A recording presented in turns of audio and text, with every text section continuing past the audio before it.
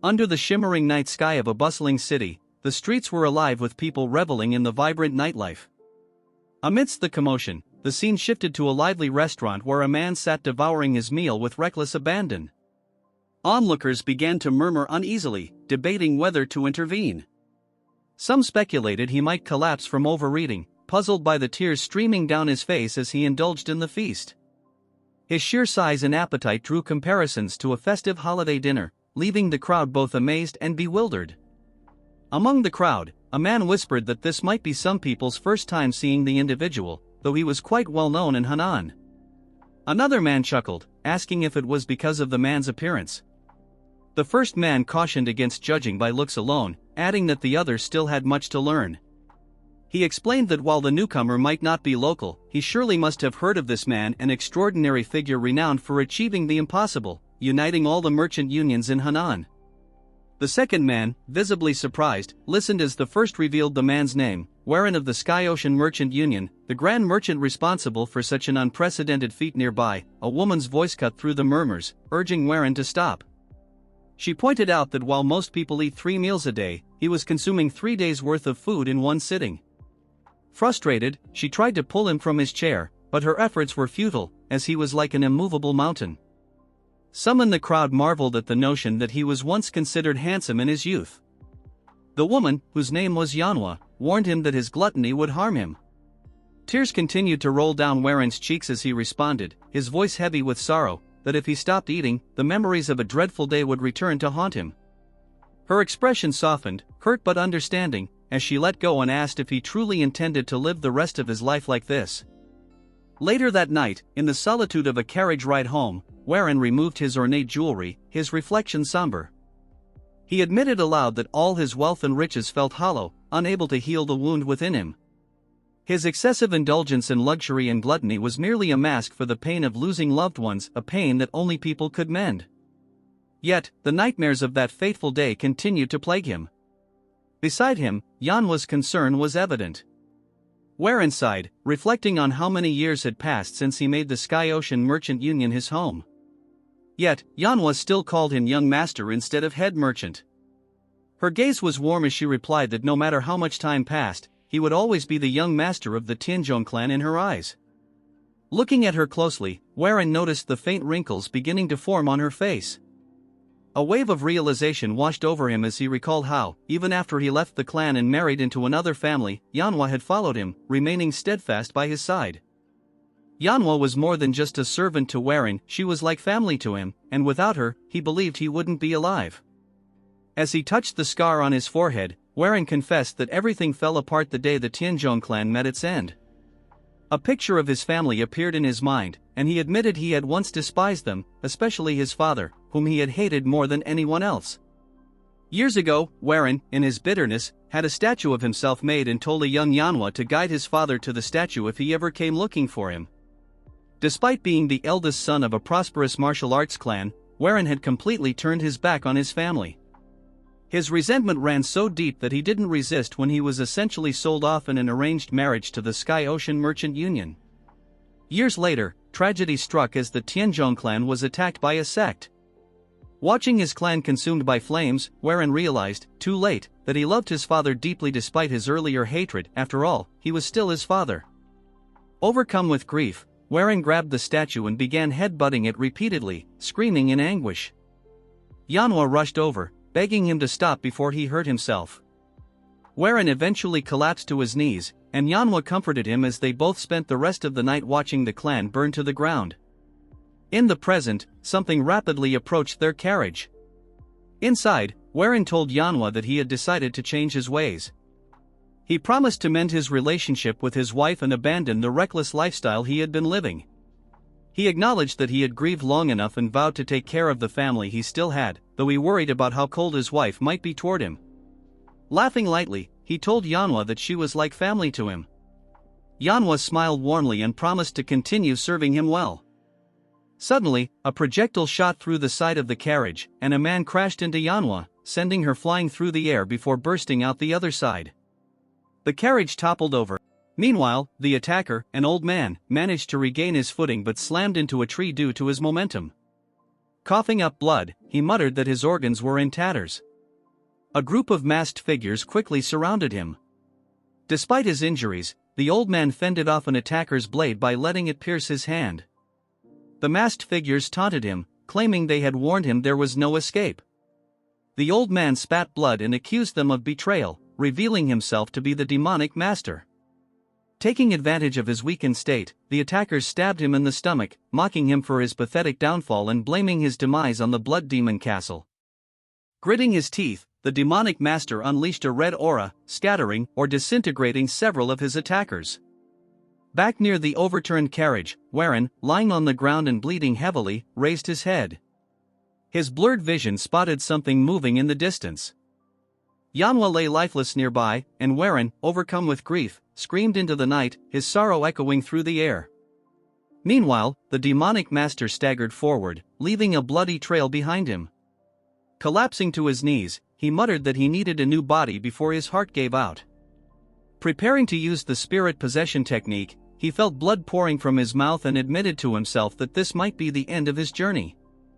Just then, Warren appeared before him, full of rage, accusing the old man of causing the loss of his family member by dragging them into his battle. He demanded to know why the fight had to happen there. The demonic master didn't respond, and Warren, seething, grabbed him by the collar, yelling for him to at least acknowledge the life lost. The old man mumbled something unintelligible as Warren shook him. Before Warren could act further, the demonic master quickly infused his aura into his fingertips and struck several pressure points on Warren's body, causing him to go stiff and collapse to the ground. Confused, Warren struggled to move, but his body wouldn't respond. As he fought to lift his hand, the demonic master gasped, chiding Warren for treating an injured old man so roughly. Warren, still paralyzed, muttered that he knew the old man was a martial artist but couldn't believe this was how things would end for him. The demonic master sat beside him, admitting that since this was his final chance to use the spirit possession technique, he had hoped to claim a young and talented body to extend his life. But with his moments dwindling, he had no choice but to take what he could. Even if it's the body of a pig, he muttered, I'll make the most of it. He began the ritual, channeling 160 years of martial essence and true ki into his left hand, which he placed on Warren's stomach. Simultaneously, he directed his soul and spirit into his right hand, pressing it against Warren's forehead. The two energies had to be sent in perfect harmony to succeed. After a tense moment, the aura surrounding them faded, and the old man's body went limp. Warren sat up abruptly, pushing the corpse away. Looking down at his hand, he clenched it experimentally before an eerie smile spread across his face. The possession technique had worked. But as soon as he felt victorious, a splitting headache racked his body. The demonic master's voice echoed in his mind, explaining that Warren should already be suppressed by his true ki and spiritual power. The scene shifted to show the demonic master's soul floating behind Warren's body, frustrated as he realized Warren was refusing to yield. I will survive, Warren shouted in defiance. I must avenge my clan. The old man, surprised by Warren's unrelenting willpower, scoffed, claiming it was futile. With an ominous smirk, he began to absorb Warren's soul, inhaling its essence. Warren's spirit started to deteriorate, his consciousness fading as the demonic master gained control. Suddenly, one of the masked attackers appeared behind Warren's body, immediately recognizing that the demonic master had already succeeded in transferring into his new vessel. Countless demonic humans of the three demonic heavens called him their master for a reason, but his reputation ends there as the assassin lunges at him with a sword. The old man mutters, "This is bad," realizing his spirit possession technique is on the verge of completion. The blade pierces through his throat, causing him to cough up blood as a red aura glows around him, followed by an explosion. Meanwhile, Warren's voice echoes, complaining that his head feels like it's splitting apart. The scene shifts, and Warren awakens in an unfamiliar apothecary. Sitting up groggily, he wonders where he is, complaining about the dryness in his throat. Spotting a bowl of medicine nearby, he takes a sip, only to grimace and exclaim, "This tastes awful." Suddenly, he notices his slim hands and screams in panic, dropping the bowl, which shatters on the floor. Stunned, he stares at his hands, horrified by their frail appearance, and mutters, "What the hell is wrong with my hands?" A young girl rushes into the room, alarmed by the noise. Calling his name, she asks if he's okay and mentions hearing something break. To his shock, it's Manhwa, looking much younger. He grabs her, frantically asking how she has become young again. Manhwa, confused, asks if he had a bad dream. Warren tries to convince himself that this must be a dream, but then he feels a sharp pain in his foot. Looking down, he realizes he has stepped on a shard of glass, and the sensation is too real for a dream. His expression turns to confusion as he tries to make sense of the situation. Suddenly, an idea strikes him. Without a word, he gets up and heads outside, ignoring Manhwa's protests that he shouldn't be moving around with his injured foot. Warren stops in front of a statue and stares at it in disbelief. "Why is this here?" he mutters, his voice shaking. He remembers destroying it after that fateful day and can't fathom its presence now. His hands tremble as he reaches out to touch the statue. Overwhelmed with emotion, he calls out to Manhwa, who sees him trembling and crying. Concerned, she asks when he had the statue placed there. She then explains that it's only been around for 5 days. Hearing this, Warren's expression shifts, and he says with determination, "There's still time." Manhwa watches in confusion as Warren grips the statue tightly and, with an anguished cry, slams his head into it. The statue cracks on impact, and with one final blow, it shatters completely, reduced to rubble by Warren's sheer will and strength. He stands there, blood dripping from his forehead, breathing heavily as the weight of his emotions consumes him. Manhwa screams, calling out to Warren in a panic, asking if he's okay, but Warren doesn't respond. Instead, he stands amidst the shattered remains of his statue, the realization dawning on him that this is no dream. Somehow, he has been sent back to the past. He looks at the pieces of the broken statue, his mind racing, and quickly understands he's 3 years before the day his clan falls. For him, this is more than enough time. Determined, Warren declares aloud that he will protect his people and the Tianzhong clan at all costs. The narrative shifts to provide some background on the Tianzhong clan, a martial arts family residing near Tianzhong Mountain in Henan. Many years ago, several households named themselves after the mountain, but it was the Yong clan that unified them, earning the title of the Tianzhong clan.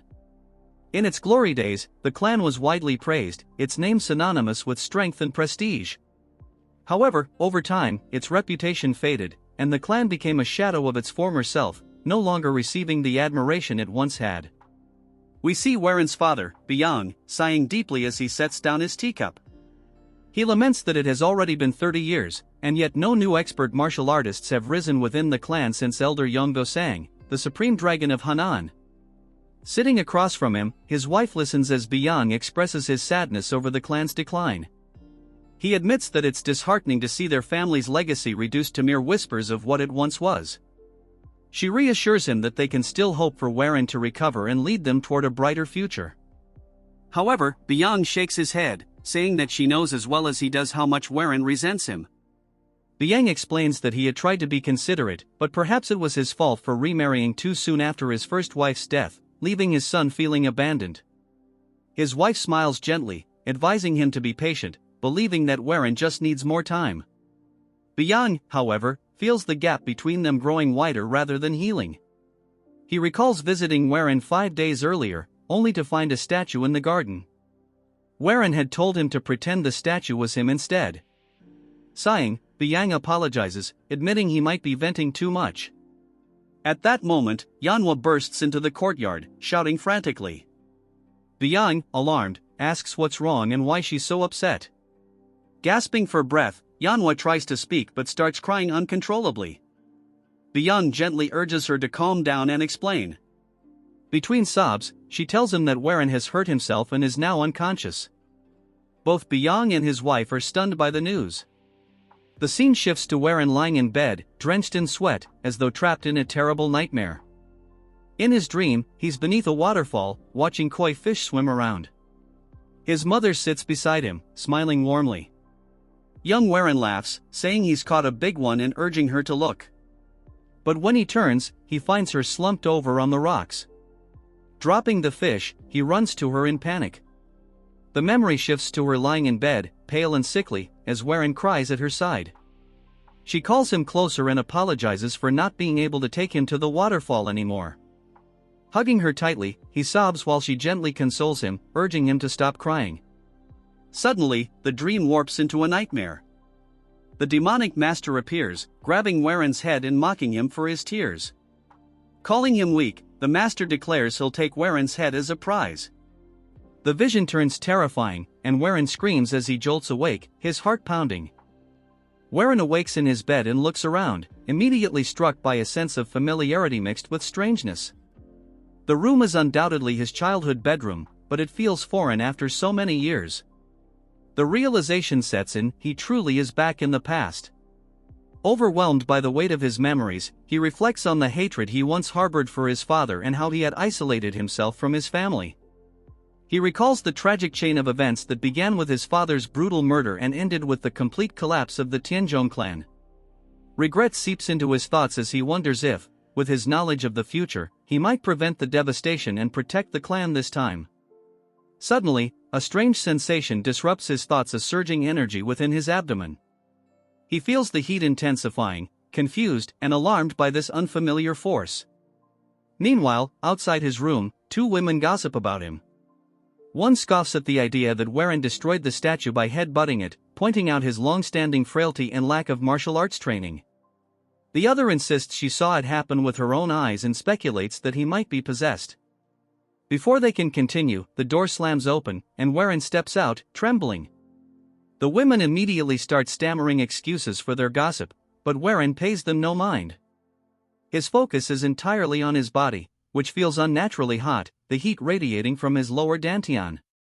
Panic sets in as he realizes the old man's energy has manifested, creating an overwhelming surge of Yang energy. If he doesn't find a way to control it, he fears he'll do something he'll regret. Without hesitation, he dashes into the forest, muttering to himself about the dire need to manage the energy. As he runs, his body feels as though it might explode from the intensity of the heat. Finally, he leaps into the cold waters of a waterfall, the same one from his dream, letting the freezing water cool his overheated body. Steam rises from him as he emerges, and he lets out a long, relieved sigh, feeling momentarily saved. Just as he begins to regain his composure, he hears a voice calling his name. Startled, he looks up to see his father, Yong, rushing toward him. To his shock, Yong leaps into the freezing water and grabs him, tears streaming down his face. Yong accuses him of trying to take his own life on such a cold day, his voice filled with desperation and sorrow. Waren is overcome with emotion at the sight of his father alive, but he holds himself back from acting too affectionately, knowing it would seem odd given their strained history. However, his emotions get the better of him, and he embraces his father tightly, unable to stop himself from crying. In his heart, he feels a profound gratitude for this second chance. Whether this is a dream or reality, he vows never to lose his family again. 3 months pass, and Waren's relationship with his family begins to heal. One day, he goes fishing with his younger half-brother, Kajung, a boy he barely spoke to in his past life. Kajung laughs as he shows off his fuller basket of fish, teasing Waren that he'll win their bet. Waren reflects on how he neglected Kajung before, even as the boy struggled with chi blockage after training in the clan's martial arts technique. In his previous life, the blockage left Kajung bedridden and unable to train, which contributed to the clan's decline. At the time, Waren was too absorbed in his responsibilities as a son-in-law of the Sky Ocean Merchant Union to intervene. Now, he regrets how his indifference added to Kajung's burdens. During their fishing trip, Kajung hesitates and asks if it's really okay for him to stop taking the medicines prescribed to him. Waren laughs, joking that the medicines would only make him fat. When Kajung protests that he doesn't remember him ever being fat, Waren corrects himself, saying the medicines might eventually lead to it. Kajung chuckles, saying he likes the new Waren, especially since he's been giving him allowances under the guise of bets. When Kajung shows him his superior catch, Waren dramatically throws his own fish into the air, declaring he won't lose again. The brothers laugh, and Waren grabs Kajung, joking that he's caught the biggest fish yet before pulling him into the water. As they play, Waren silently apologizes to Kajung, vowing to protect him from the burdens that once crushed him. Meanwhile, Waren has been tirelessly preparing for martial arts training by strengthening his body. He meditates daily under the waterfall to stabilize the old man's energy, which hasn't caused further issues since its initial surge. One morning, as he finishes his meditation, he notices his younger half-sister, Xiaolin, standing nearby with a towel. She cheerfully hands it to him, saying she feels like they're finally growing closer. Warren, guilt-stricken, recalls how cruelly he treated her in his previous life despite her kind nature. Sialan had always tried to connect with him, often inviting him to events like fireworks festivals. Each time, he had snapped at her, telling her he had no time for such trivialities and leaving her in tears. The last time she invited him was the final interaction they ever had. On her way to the festival, she was murdered, and Beyond, devastated, launched a personal investigation. Not long after, Beyond was assassinated as well. Warren's heart aches as he looks at Sialan, vowing to never treat her coldly again. This time, he will protect her, Kajong, and everyone else he lost. He recalled the past events tied to Sialan's invitations to attend 2 festivals, the Moon Festival happening today and the Yong Clan Festival scheduled a year later. Tragically, it was during that future festival that Sialan met her untimely death. Determined to rewrite history, Warren asked if today was the Moon Festival, and Sialan, her eyes sparkling with excitement, eagerly confirmed. She asked if he truly wanted to go with her, a hint of disbelief in her tone, and he assured her he did, even suggesting they shop together before the event. Her joy was palpable, and Warren silently resolved not to let this precious opportunity slip through his fingers again. He was determined to protect his family, rewrite the fate of his loved ones, and restore the Tianzhong clan's former glory, no matter the cost. Later that day, Warren joined the other disciples for training at the estate. This was a stark contrast to his former self, who had spent his days confined indoors, swallowing bitter medicines and immersing himself in books, refusing to engage with the outside world. Reflecting on how drastically his life had shifted, he acknowledged that the ominous energy from the old man's spirit, which once terrified him, now served as an unyielding force driving him forward. While he still didn't fully understand the nature of the energy, it compelled him to test his limits and push his body beyond its former fragility. As Warren practiced, his father, Beyond, noticed him and called out. Watching his son with a mix of awe and emotion, Beyond tearfully remarked how much Warren had changed, proudly acknowledging his growth. Embarrassed by the public display, Warren tried to dismiss it, reminding his father that the other disciples were watching. Laughing, Beyond waved off his concerns and suggested they take his training to the next level. He offered to arrange for a formal martial arts instructor to teach Warren, who, to Beyond's surprise, revealed he already had someone in mind. Before they could delve deeper, Sialan entered the scene, running up to Warren and throwing her arms around him. She gleefully showed off her new clothes, twirling and asking for his opinion. Her cheerful energy lit up the courtyard as she declared that her brother had picked out the outfit, and she thought it was beautiful. Beyond sighed but admitted she looked lovely, and Sialan laughed, expressing her love for him. Watching the interaction, Warren reflected that having a strong body alone wouldn't be enough, he needed the skills and strength to truly protect his loved ones. Determined to grow stronger, Warren sought out Byeong, the dragon flower sword, renowned for her exceptional martial prowess. In the courtyard, he found her practicing with an unmatched grace, her movements fluid and precise, as if dancing with the wind. Her reputation was not widely known, but Warren, with his knowledge of the future, understood the true extent of her strength. Gathering his courage, he approached her, bowing deeply and asking to become her disciple. Surprised by the request, Byeong remarked on the rumors of his recovery, admitting he seemed different, but she doubted that anyone could change so quickly. She flatly refused, explaining that her focus was on uncovering why the Tianzhong clan's secret arts had stagnated. Her rejection stung, but Warren refused to give up. As she turned to leave, Warren, driven by desperation, dropped to his knees, shocking Byeong. She questioned his actions, finding it absurd that the eldest son of the Tianzhong clan would kneel over what she considered an insignificant matter. However, Warren's voice, filled with conviction, told a different story. He passionately declared that her contributions to the clan were far from insignificant. Drawing from his knowledge of the future, he recounted her pivotal role in the battle against the D sect, where she earned the title Dragon Blood Flower for her bravery. Though the title was not flattering, she had given everything to rebuild the clan, only to meet a mysterious and tragic end. Warren vowed to prevent her death and the downfall of the clan, his voice trembling with emotion. Intrigued by his words and apparent sincerity, Byeong decided to give him a chance, though she imposed a daunting condition: he must land a single hit on her in a sparring match. Confident in her abilities, she further handicapped herself, stating she wouldn't use chi or the clan's martial techniques. Despite his determination, the match proved disastrous for Warren. Byung effortlessly disarmed and knocked him down repeatedly, her skill far beyond his reach. Still, Warren refused to surrender, his resolve burning as fiercely as ever. Even as he collapsed to the ground, battered and seemingly unconscious, his hand never let go of his sword. This stubborn tenacity earned Byung's respect. As she turned to leave, acknowledging his effort, a faint red aura began to emanate from Warren's body. It darkened ominously, signaling the latent power within him stirring, and hinting at the immense challenges he would face on his path to change his family's fate. She feels it turning back, seeing Warren standing once more, the red aura swirling around him. She instinctively grabs her blade, telling him to return to his senses. But before she can finish speaking, he has already closed the gap, right in front of her. She manages to swing her sword, knocking his away, but nervously sweats, saying he's actually very fast. Warren leaps again, attacking from above, but this time he lands a hit, sending her crashing into the wall. She now realizes she's been cornered.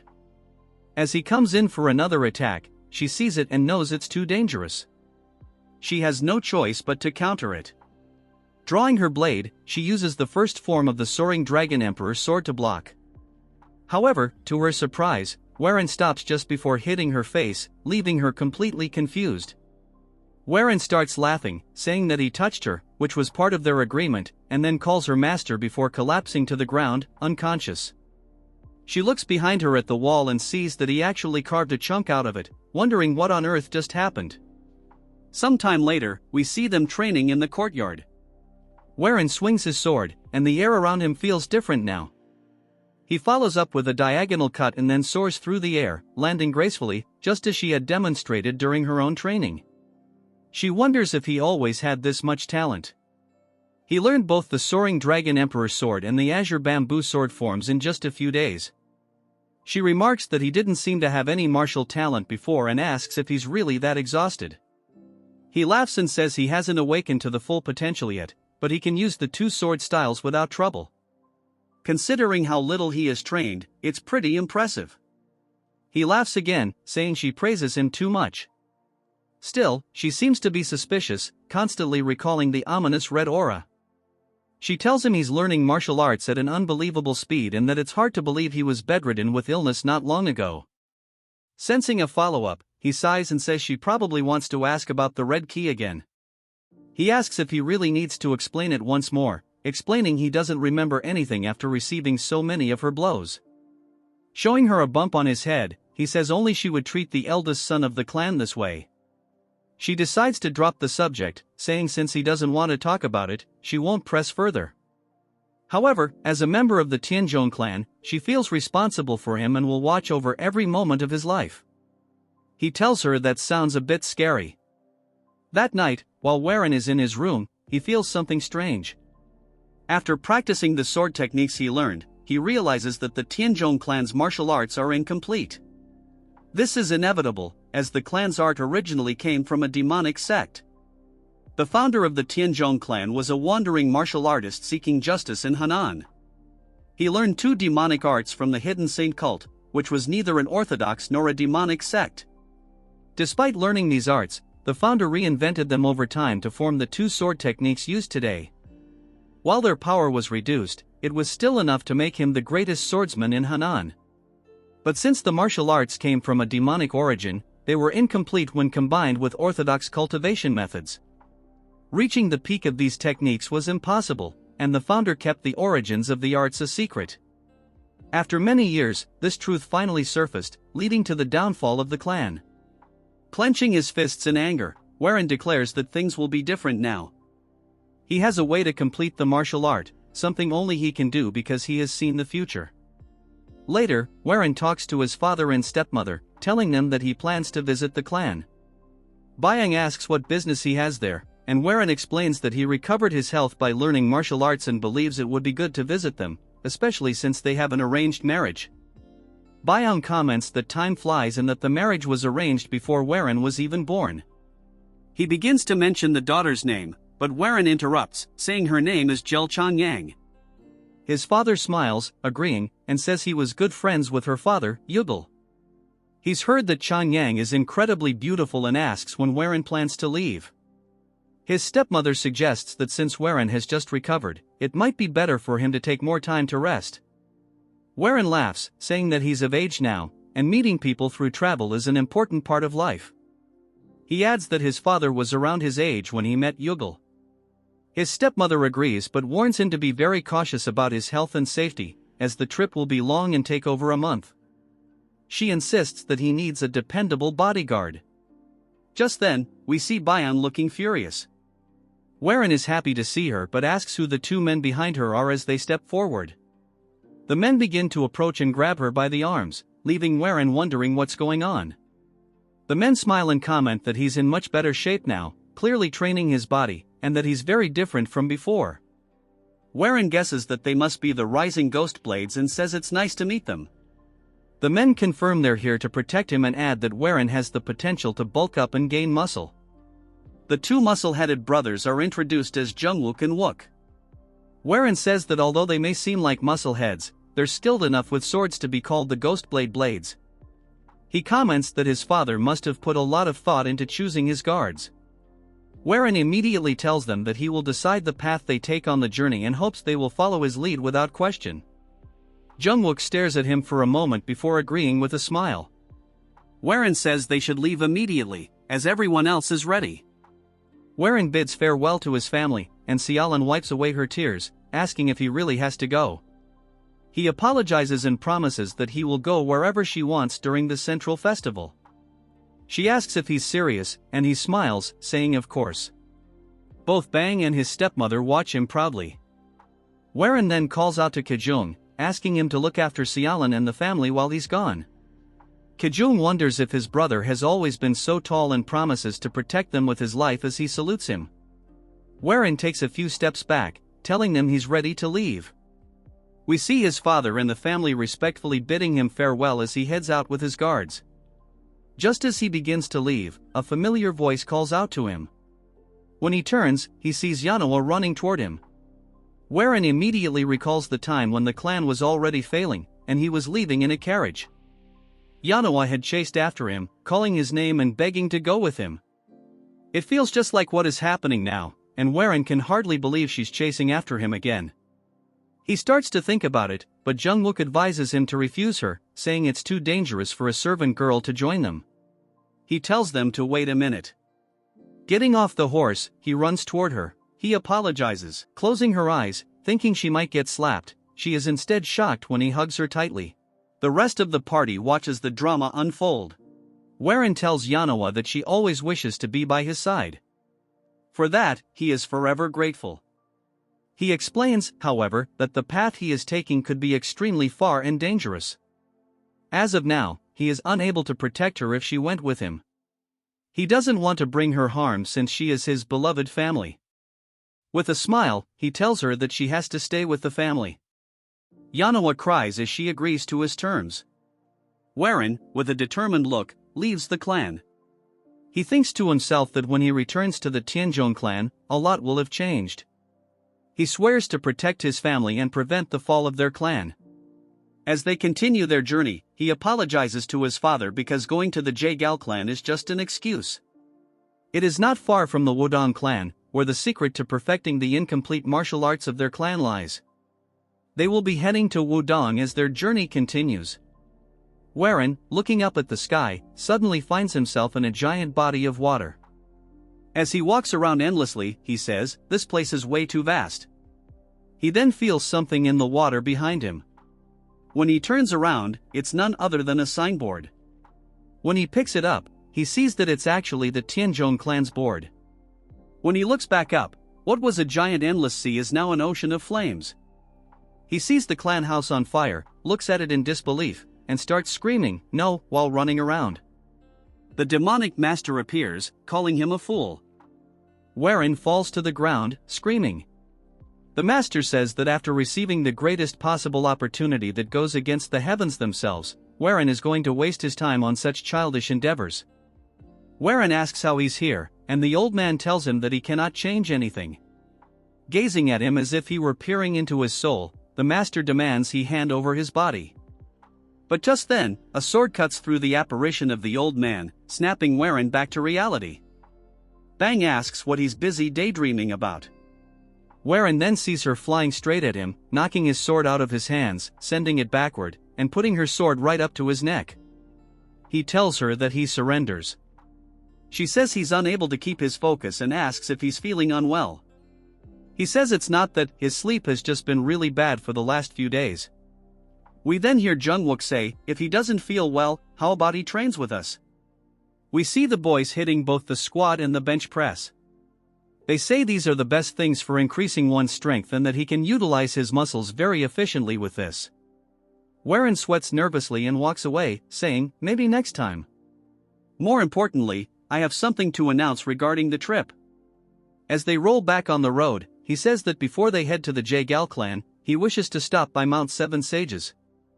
Jungwook asks why, and Warren explains that he's read a book written by a renowned herbalist, and it says there's a part of Mount Seven Sages where 100-year-old ginseng can be found. It is also said that there is monkey wine, which is rare and hard to find elsewhere in the world. Both of the brothers start drooling at the thought of the wine. Warren says he heard that they love alcohol so much that people call them the two rising drunken ghosts. They immediately agree with him and support his decision. However, Byung shouts at them, warning that Mount Seven Sages is near the demonic sect, and their presence could cause trouble with the orthodox sect. Warren asks how people will know they're from the Tianzhong clan. If they get caught, they can just say they're from another clan. She says that would be disrespectful because it concerns the pride of the clan. He asks her if that's really so important. If they were to encounter a great evil and someone asks where he's from, he won't hesitate to say he's from a demonic sect, as survival matters more than pride. Jungwook asks why they should fear the demonic sect in the first place. He tells Byung that he agrees with Warren, and she asks if they're serious or just interested in the monkey wine. It turns out Jungwook has already become excited, like a monkey, at the thought of the wine. Warren then says that he wants to bring something back for his parents, as he's caused them so much trouble up until now. Byung believes his acting and says that if he really wants to go, they can. He thanks everyone and suggests they make proper preparations. At a nearby inn, he smiles and says that, of course, he lied about the monkey wine. There isn't any on the mountain. Instead, there's something much more valuable, the demonic poison stoneflower. This flower grows from a rare and dangerous crystal created by centuries of poisonous insects gathering in a certain tomb when it's their time to die. The poison from these insects forms a puddle that hardens into a crystal. Occasionally, a seed falls onto the crystal, sprouting into a flower filled with poison and demonic energy. This is the demonic poison stoneflower, and it should be found on Mount Seven Sages. However, as soon as they arrive at the inn, Warren overhears people talking about how many demonic sects are gathering near the mountain, all hoping to find the demonic poison stoneflower. He wonders how the whole world knows about it. Byung then starts sipping her tea and explains that there are many powerful demonic masters at the mountain, which doesn't sound like a good situation to be in. Warren agrees, acknowledging that there will definitely be a fight over the flower, but he doesn't need to get involved. His goal is to defeat Gochiok, the heir to the Serpent Dragon sect, who will be the last one standing and claim the flower. Gochiok has reached the peak level from being a first-rate in just half a year, and the flower will be a perfect ingredient for his martial arts. Since the Tianzhong clan's techniques are based on demonic arts, the flower will be useful for him as well. Warren finishes his drink in one gulp and slams the glass down on the table. He says nothing has changed, and they will still be heading to Mount Seven Sages. Byung stands up in disbelief and asks if he didn't hear the talk about the demonic sect. He replies that the mountain is one of the paths to the Jaegal clan, and the Jaegal clan will certainly be involved, so meeting them might not be a bad idea. Warren sighs and leans over the table, telling Byung that while she may be okay with this plan, if they face powerful martial artists, they won't be able to handle it and will have to run. He then asks about the two goofballs. When they turn around, they see the two brothers lying on the floor, passed out from drinking too much. Warren shakes his head and shrugs, reassuring her that he won't go near any places where dangerous martial artists might be. Byung seems suspicious but reluctantly agrees. They head to a new location where they'll stay for the time being. Warren says that the area around Mount Seven Sages is essentially like the Gallery of Pandemonium. Although he's too weak to enter such a place, he believes the true winner is the one who laughs last. We then get a flashback to Warren telling the group that they should check inns and bars run by the Serpent Dragon sect. They should look for places with few customers but many horses, as Gochiak, the young sect leader, will need a large number of horses to move quickly. If he finds a stable, it means Gochiak and his men are likely to stop there, even if Gochiak has obtained the demonic poison stoneflower. The flower will not be taken immediately, instead, it will be kept in a sect-run inn before being transported to a safer location. Warren explains that the only inn that fits these conditions is the one they are currently staying at. If they stay there, Gochiak will eventually show up with the flower. Later, we see a large group gathered, and Warren watches from above. He asks what they're looking at, and Jungwook replies that the young master of the Serpent Dragon sect is down there. It's none other than Gochiak, the person Warren has been waiting for. Warren is surprised and wonders why Gochiak is here instead of at Mount Seven Sages. He wonders if Gochiak is not actually fighting for the flower. One of Gochiak's men runs up to him and whispers something in his ear. Warren says that he can't make out what they're saying from this distance. Gochiak's expression changes as he hears the news.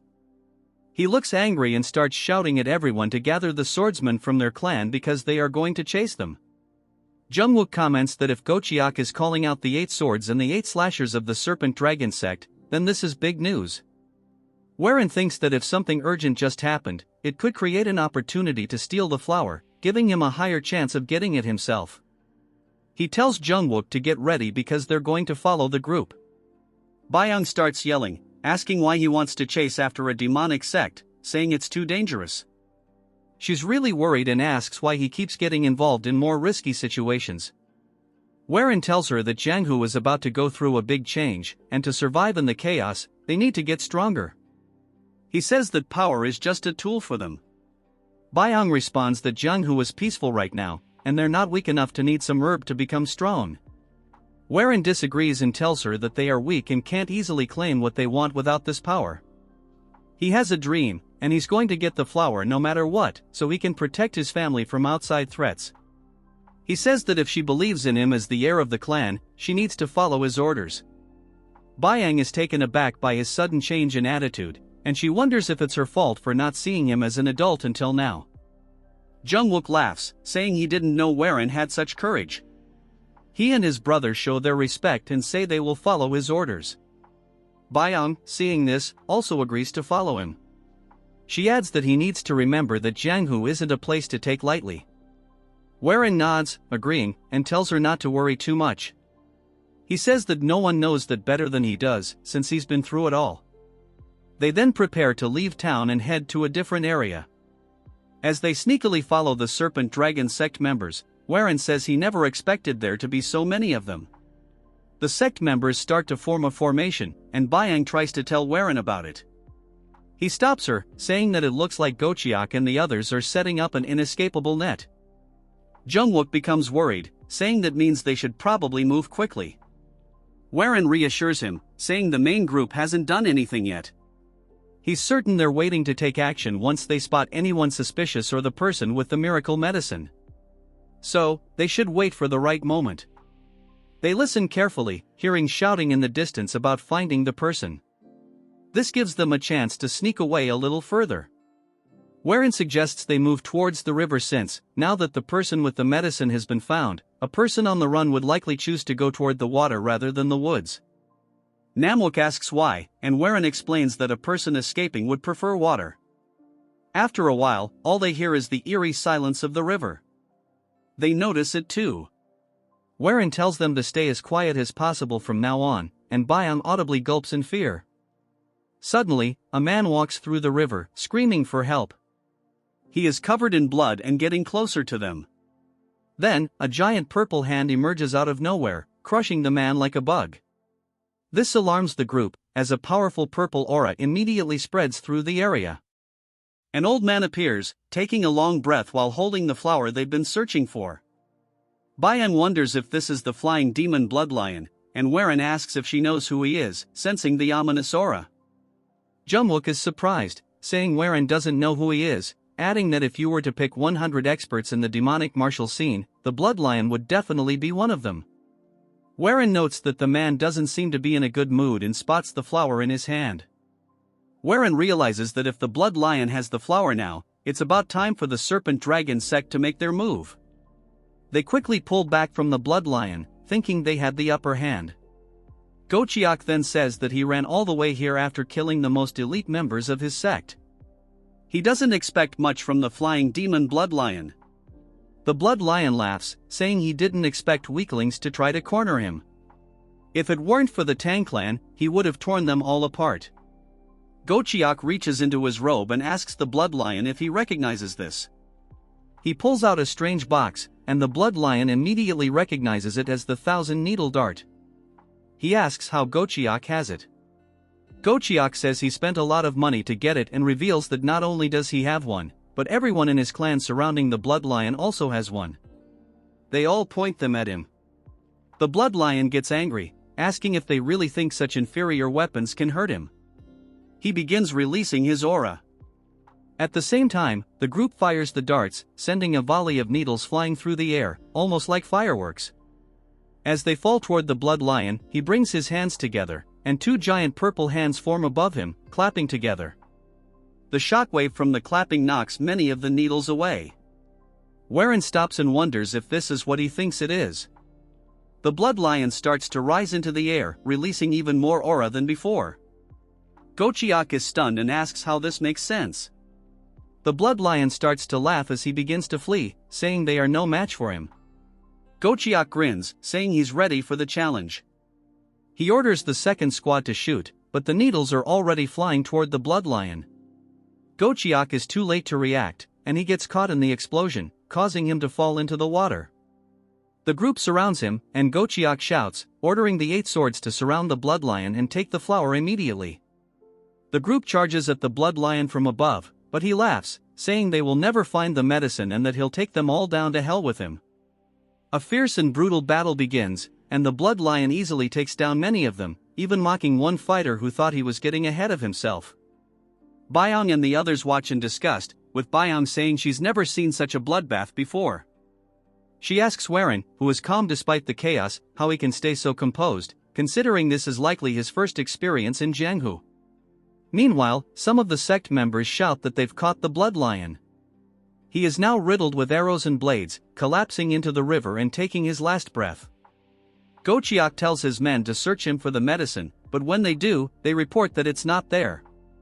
Gochiak begins to panic, insisting they need to search again, as they saw the Blood Lion holding the medicine. There's no way he could have hidden it, and they must find it.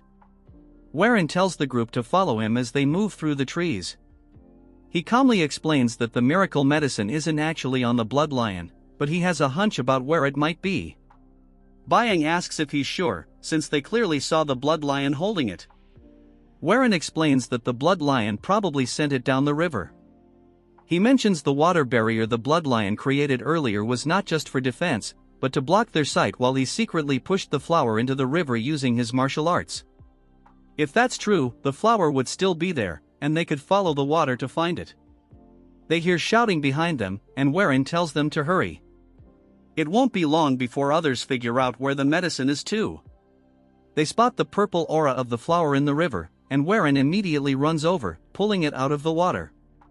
He asks everyone to wait and takes out a vial, handing the box to Jungwook. He pours something from the vial onto a different flower. Byang asks if they think this is what she believes it is, and Warren confirms that it's poison.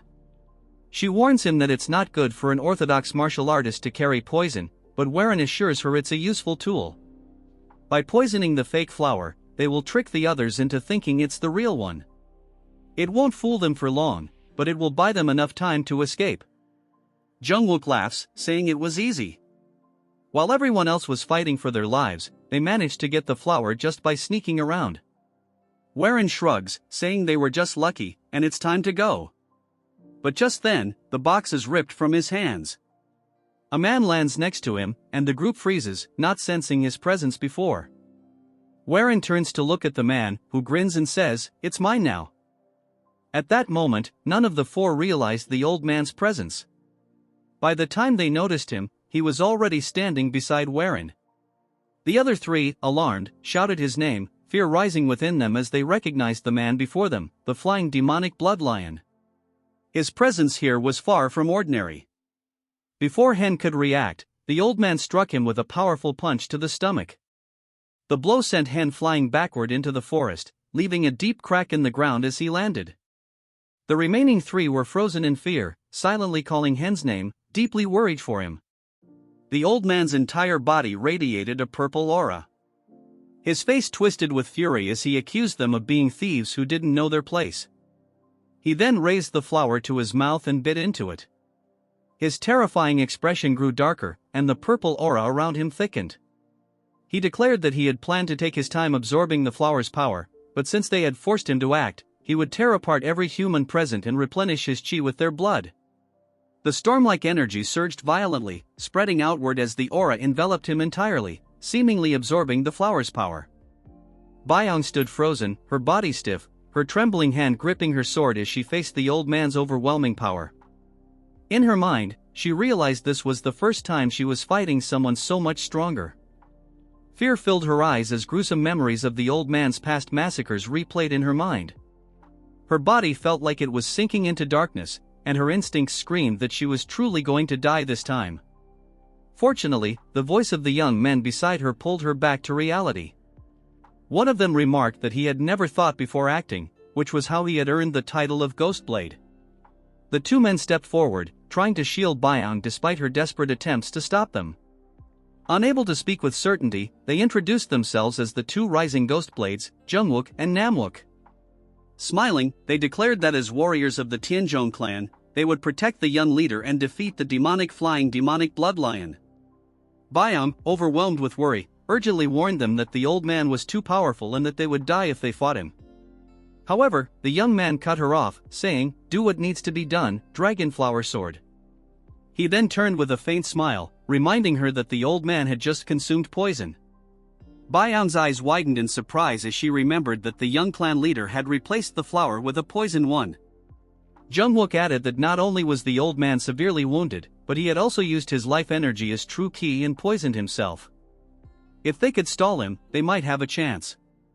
Jungwook and Namwook sprang into action, splitting into two directions to attack the old man. They told Byong they would launch the first assault, and in the next instant, both charged at the old man from opposite sides. The old man's eyes turned completely white, and blood vessels bulged across his face as he sneered. "I must applaud you for not running." His aura-covered arm blocked both swords directly, and when they made contact, the swords shattered into pieces. His arm then elongated, aiming to strike both men. Caught off guard, the two could do nothing but brace for the attack. In that critical moment, a golden light erupted like a shield, intercepting the old man's strike. It was Byong, wielding a technique called Soaring Dragon Emperor Sword, followed by Heavenly Lightning Ascension. The lightning surrounded her blade and pierced through the old man's left arm. Despite her attack, fear remained on Byong's face. The old man roared in anger, his attention now entirely focused on her. Just as he prepared to retaliate, he suddenly felt something amiss within his body. Abruptly halting his assault, he retreated. At this point, the two men had managed to create a safe distance, but the old man suddenly coughed up blood, glancing at the crimson smear on his palm. He realized that he had been poisoned internally. He wondered if that old woman from the Tang clan had managed to poison him, but quickly dismissed the thought, reasoning that the Tang clan's poison would have already dissolved his organs. The old man shifted his gaze toward Byong's group and concluded that this poison could only be their doing. Fury surged through him as he clenched his teeth and roared in anger, realizing he had been outsmarted. He declared that he would crush their bones into dust. The old man erupted in a violent coughing fit due to the poison coursing through his veins. Meanwhile, Byong and her two companions remained alert. She recalled Ghostblade's words and thought to herself that the old man was nearing his limit. If they could stall him a little longer, they might actually be able to defeat him. However, the old man's sudden maniacal laughter stunned her. He clutched his face, laughing like a lunatic, only to abruptly stop. His expression twisted with rage as he growled in a chilling tone, questioning if he would really meet his end, not at the hands of the Tang clan's old woman or the weaklings of the Serpent Dragon sect, but by the hands of these nameless nobodies. His eyes burned with hatred as he refused to accept this fate. Then, a terrifying realization hit him. The one he had sent flying earlier must have the demonic poison stoneflower. His aura grew even more threatening as his body radiated uncontrollable fury. He declared that if Hen had it, he would take it, even if Hen had already consumed it. He would tear open his stomach and drink its contents. The old man surged forward with a burst of power. Before Byung's group could react, he appeared in front of them, striking Namlook with such force that he was sent flying. Seeing an opening, Byung launched a counterattack, slashing at the old man. To her shock, his body transformed into a strange, unrecognizable form, making her attack useless. The old man then turned his attention to Jungwook, delivering a crushing blow to his face and sending him sprawling. With only Byung left standing, the old man's eyes burned with demonic intensity as he reached for her face. His speed was so overwhelming that she couldn't dodge. Just as his hand was about to grasp her, a blade of sword energy sliced through the air from the distant forest, severing the old man's arm and saving Byung. It was Warren, arriving at an unimaginable speed. His eyes glowed with instability, his demeanor hinting at a loss of control.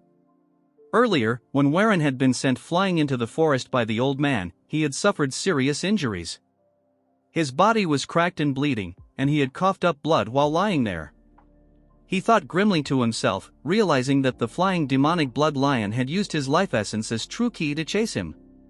Warren knew he had to stand and move, but his body refused to obey. Memories of his promises to his companions flashed in his mind as he stared at the sky. He blamed himself for acting as though he knew everything, only to face such bitter failure. Suddenly, Warren noticed something strange. As he touched the blood on his forehead, he realized that the blood on his body seemed to be alive. A sinister energy emanated from the blood, forming a twisted humanoid shape that seemed to beckon Warren to surrender his body. Gradually, Warren became aware of the mystery inside him. Inside my body is the energy of that old man I saw before he regressed, he realized. He remembered using that power during his fight with Instructor. If he used it again, he could defeat the flying demonic blood lion. The energy continued to tempt him, slowly seeping into his body through his mouth. He could feel it trying to control him. If I close my eyes, this terrifying power will take over, he thought. Warren struggled internally, gritting his teeth to prevent the energy from fully invading him. He opened his eyes wide and questioned whether he truly needed power he couldn't control. Determined, he fought against the invading force. I must hold on. I won't let this evil energy take over my body, he vowed. As the aura continued to push against him, Warren shouted at it to be silent. He gathered all his strength and declared, "This body is mine. I am its master, not you. You're just a ghost from the past." Warren promised to protect those he cared about with his own strength. In that instant, the red energy vanished completely, and he regained full control over his body. Without wasting any more time, he focused on his legs and propelled himself toward the battlefield, where his companions were still struggling against the terrifying old man. Just in time, Warren appeared and used the red energy to sever the old man's arm. The old man's arm was cut off, and blood poured out uncontrollably. His face showed shock, unable to understand what had just happened. He quickly retreated, crying out in pain. The old man glared at Warren with hatred, but a second later, his eyes widened in shock. Surrounding Warren was a terrifying red energy that caught him off guard. He realized that this was the power of a demonic master. Stunned, the old man demanded to know how Warren possessed such energy. At that moment, the poison flared up again, causing the old man to clutch his mouth and cough up blood. Byung also turned to look at Warren, recognizing the energy from her previous fight with him. Meanwhile, Jungwook and Namwook returned, both wounded. Realizing he had arrived at the perfect moment, the four of them stood together, ready to face the old man. Warren encouraged them, saying that the flying demonic bloodlion was poisoned and had used his life essence some time ago. He would soon collapse. With a serious expression, Warren gave his first order as the heir of the clan, commanding them all to survive. The group's eyes burned with determination as they stared down the old man. Weakened by poison and the loss of his arm, the old man admitted, "I have faced many challenges in this land, but this situation is one I can't understand." Resolved to fight to the death, he declared that he would give up his own survival and use the last of his strength. His body began to glow with a purple aura. Despite not fully understanding how he gained such power, he sneered and said, "Struggle as much as you want." Facing this deadly foe, the group heightened their guard, fully prepared for a life-or-death battle. In the next moment, both sides charged at each other with all their strength and resolve. No one knew how long the battle would last or what the outcome would be. Elsewhere, a man angrily shouted at his subordinates for failing to find the old man. He and his group quickly moved through the forest, thinking that the old man would soon use his life essence. They arrived at the river near the forest, and when they emerged, the man was shocked by the sight before him. The clearing showed signs of a fierce battle, and he recognized traces of the Blood Lion's martial arts. He grew more alarmed. Just then, his subordinates called out, announcing that they had found the old man. The man rushed over and saw the old man's body lying on the ground, covered in fatal wounds, blood pooling around him. They concluded that he was dead. The man, dissatisfied, demanded to know the whereabouts of the flower. His subordinates hesitated, unable to answer, and his fury grew. Realizing they had no information about the flower, he roared, "If you can't find the flower, you will die." One of the subordinates nervously confirmed that the flower wasn't there. Enraged, the man drew his sword, prepared to kill the subordinate. The young man closed his eyes tightly, bracing for death. However, to his relief, the man did not follow through. Furious, the man sheathed his sword and began to contemplate who had killed the old man and taken the flower. Which fool fought the flying demonic blood lion and stole the demonic poison stoneflower, he thought, his face flushed with rage. The scene transitions to a dense forest where a group of riders hastily flees on horseback. Jungwook laughs heartily, exclaiming his disbelief at their victory over the flying demonic blood lion. Byung, puzzled, questions what he means. Jungwook explains that if the lion had fallen even moments later, they would all have been killed. Reflecting on the encounter, Jungwook admits he still feels the danger of the situation, noting how those who survive such battles are considered strong. He remarks that the flying demonic blood lion, a powerful martial artist in Jianghu, understood its own mortality and fought with everything it had. As they ride, Warren awakens, coughing blood, prompting Byung to ask if he's alright. Warren assures him he's fine, though weary, and comments that their battle with the lion was anything but easy. Holding a strange flower with an ominous purple aura from his robe, he vows to protect his family and clan no matter the cost. However, he acknowledges the path ahead will be dangerous and warns there may be days like today when their lives are at risk. Turning to Instructor Mo, he urges him and the two rising ghost blades to become stronger. Jungwook responds with a determined voice, though Namwook remains unconscious. Byung then addresses Warren, pressing him to explain something. Warren, confused, listens as she clarifies, asking about the ominous energy earlier. Jungwook interjects, stating that the aura felt unlike the energy of the Tianzhong clan and more akin to the flying demonic blood lion's sinister chi. Byung, now worried, asks if Warren has learned demonic arts. Internally, Warren debates whether to reveal his regression, fearing the consequences it might have on the future, and ultimately denies the accusation. He promises to explain everything later. Byung, still uneasy, argues that since they all risked their lives, Warren shouldn't keep secrets from them now. Riding fast to keep up, Warren aggravates his injuries, coughing blood again. Byung notices and urgently asks if he's okay. He smiles faintly, reassuring her and the group that they will be the first to know everything when the time is right. Though dissatisfied, Byung has no choice but to drop the matter. She signals the group to stop and rest, as Warren's condition worsens. As they dismount, Byung observes Warren's declining state and suggests seeking help from the Jaegal clan.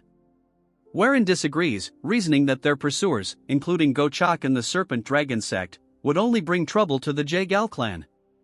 Instead, he proposes heading to Mount Wudong, where he has heard of a skilled physician with the surname Heir. Byung questions the existence of such a physician on Mount Wudong, and Warren confirms the rumor. Meanwhile, on Mount Wudong, a white cat leaps gracefully through the forest, pursued by a young man calling it Bull. He pleads with the cat to stop, warning it of the mountain's dangers, but the cat continues running. It halts suddenly at a bush, intrigued by a strange noise emanating from within. As the young man finally catches up and grabs the cat, the sound draws his attention. Before he can investigate further, Warren's group emerges from the bushes, battered and bloodied from their journey. Warren, pale and with his face smeared in blood, cries out in relief at finding someone in the desolate mountain. The sight of his ghastly appearance terrifies the young man and the cat, leaving them trembling as a piercing scream echoes through the forest. Later, in a small straw house deep in the woods, Warren lies unconscious, receiving treatment. When he awakens suddenly, startled by a nightmare of the flying demonic blood lion, he finds his body intact and realizes he has been treated. Relieved, he concludes that they have indeed found the healer they sought. The boy Warren had encountered earlier in the mountains opened the door, noticing that Warren had regained consciousness. The boy explained that Warren had been seriously injured, so he brought him to their clinic, a small establishment run by his grandfather and himself.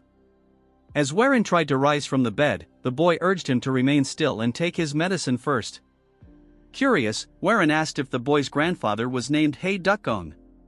The boy confirmed this, surprising Warren, who realized that this boy was Ha Kielryung. In turn, Kielryung was startled that Warren knew his name. Warren thought to himself that he had finally found the reason for his journey to Mount Wudong, even using the Jaegal clan as an excuse. This child was the key to completing the Tianzhong clan's unstable martial arts. More importantly, he was destined to become the future strongest man under the heavens, the one supreme Kielryung. Warren recalled how, before his regression, a battle of unprecedented scale had erupted over a martial arts tome. The conflict involved not only the unorthodox and demon clans but also the 5 great clans. The tome introduced a revolutionary concept, the coexistence of good and evil within a human. When balanced, this duality could produce power far beyond ordinary limits. This philosophy, left behind by Zhang Sanfeng, the progenitor of the Wudong sect, was detailed in the Yin-Yang Depth Heaven tome. In his past life, Kielryung's family had stumbled upon this tome by chance while foraging for medicinal herbs, which allowed Kielryung to ascend as the strongest man under the heavens. Warren knew that obtaining this tome could help fulfill his family's dreams. As Warren pondered, he watched Kielryung diligently prepare medicine. A fly landed on the boy's cheek, and with lightning-fast reflexes, he caught it in his hand. This casual display of speed surprised Warren, revealing that Kielryung had also been trained in martial arts. However, the boy merely smiled modestly, mentioning that his grandfather had taught him. Despite Kielryung's young age, his skill left Warren astonished. At that moment, an elderly man with white hair and a kind smile entered the room, recognizing that Warren had awoken. This was Hei Dukgong, Kielryung's grandfather. After some time, Warren, nearly fully recovered, stepped into the yard, where his companions had also recuperated. Together, Warren and his 3 subordinates bowed deeply to Dukgong in gratitude. Introducing himself as Warren of the Hanan Tianzhong clan, he sincerely thanked the healer for his aid. Dukgong waved off the thanks, insisting it was his duty. However, he then asked why someone from the Hanan Tianzhong clan was in this region. This question momentarily froze the group. Thinking quickly, Warren replied with a smile that he had come to gather ginseng. Dukgong raised an eyebrow, commenting that while they had some medicinal herbs, ginseng was rare and difficult to find. He inquired further, asking why they needed ginseng. Facing Dukgong's probing gaze, Warren appeared briefly flustered but quickly adopted a sorrowful expression. Tears welling in his eyes, he fabricated a dramatic story. He explained that his mother had fallen gravely ill and that his parents, who had cared for him despite his frail health as a child, were the reason he could leave the clan and explore the world. His voice grew more emotional as he claimed he had received a message about his mother's condition and learned that ginseng could save her. As he spoke, he began crying louder, wiping away tears of supposed filial affection. Byung, standing behind him, marveled at his acting, though she couldn't help but recall how healthy Warren's mother had been when they left. She silently wondered why their young clan leader would resort to such an elaborate lie. To their astonishment, Dukgong was deeply moved by Warren's performance. Overcome with emotion, he praised Warren as a model of filial piety and declared that he was touched by the young man's devotion to his parents. With tears streaming down his own face, Dukgong rushed off, announcing that they must find wild ginseng immediately. Warren, satisfied with his success, smiled as his three companions stood frozen in disbelief at the scene they had just witnessed. The scene shifted to the mountains, where Byong, drenched in sweat and breathing heavily, was astonished to realize that Warren's search for ginseng was serious. She turned to look at him and saw him desperately scouring the area. Noticing Byong slowing down, Warren reminded her firmly to keep searching and not just stand idly. His gaze was resolute as he mentioned needing to find the yin-yang depth but quickly corrected himself, substituting it with ginseng for his mother. Seeing the determination on his face, the three subordinates resumed their search with equal diligence. By the time the sun began to set behind the mountains, Dukgong, exhausted from a full day of searching, announced they would have to stop for the day. The group, weary and covered in dirt and plants, returned to Dukgong's house. Wiping his sweat, Warren thought to himself that knowing the future didn't guarantee achieving everything easily. Feeling the weight of his task, he lamented how difficult it was proving to be. Dukgong turned to Warren, assuring him that he would send the ginseng to his location once he found some, asking where Warren was staying. Remembering that Warren mentioned being from the Tianzhong clan of Henan, Dukgong inquired if he should send it there. Warren clasped his hands, thanked Dukgong, and agreed, then gazed toward the setting sun. Suddenly, he apologized, expressing his desire to stay a few more days to continue searching for ginseng and asking if he could remain at the house. Later, inside the straw house, Warren meditated, his body surrounded by a menacing red and black aura. He thought about searching the places Dukgong frequented, confident he would find clues related to the tone there. What a relief it was, he mused, knowing the right leads. Without them, he wasn't sure how long it would take. He paused his practice and stepped outside, coincidentally meeting Dukgong. Bowing in greeting, the two sat together in front of the house. Dukgong asked if Warren wanted to hike with him, but Warren politely declined, stating he would continue searching on his own. Dukgong smiled lightly, saying he could do as he wished, and the atmosphere turned quiet. Breaking the silence, Warren asked about Kyeolryung's whereabouts. At that moment, Kyeolryung appeared holding a white cat, but his expression was filled with fear. Alarmed, Dukgong asked if something had happened, wondering if he had encountered a tiger. Kyeolryung explained that he had been out hunting with Baekseal when some people tried to capture the cat, forcing him to flee. Dukgong, visibly worried, remarked that if martial artists climbing Mount Wodong had targeted Baekseal, it must mean they had realized the cat was a mystic animal. Suddenly, a group of people appeared, shouting that they had found their target. A girl in the group, around Kyeolryung's age, commented on how fast he had run. Addressing Kyeolryung, she asked if he owned the cat and suggested he sell it to her. Kyeolryung firmly refused, declaring that Baekseal was not for sale. Annoyed, the girl demanded an explanation and offered a handsome sum in exchange. Despite her insistence, Kyeolryung resolutely rejected the offer, his voice loud enough to draw the attention of Warren's subordinates, who watched the scene curiously. The two groups faced off as Kyeolryung shielded Baekseal behind him. Dukgong stepped forward, apologizing and explaining that Baekseal was like family and not something they could sell. The girl, speaking loftily, warned Dukgong that others would have taken the cat by force and told him to count himself lucky it was her making the offer. She urged him to hand over the cat. Watching her haughty behavior, Warren thought she was arrogant but also reminiscent of his former self. Stepping forward in front of Dukgong, he politely spoke, stating that it was wrong to demand something after it had been clearly refused.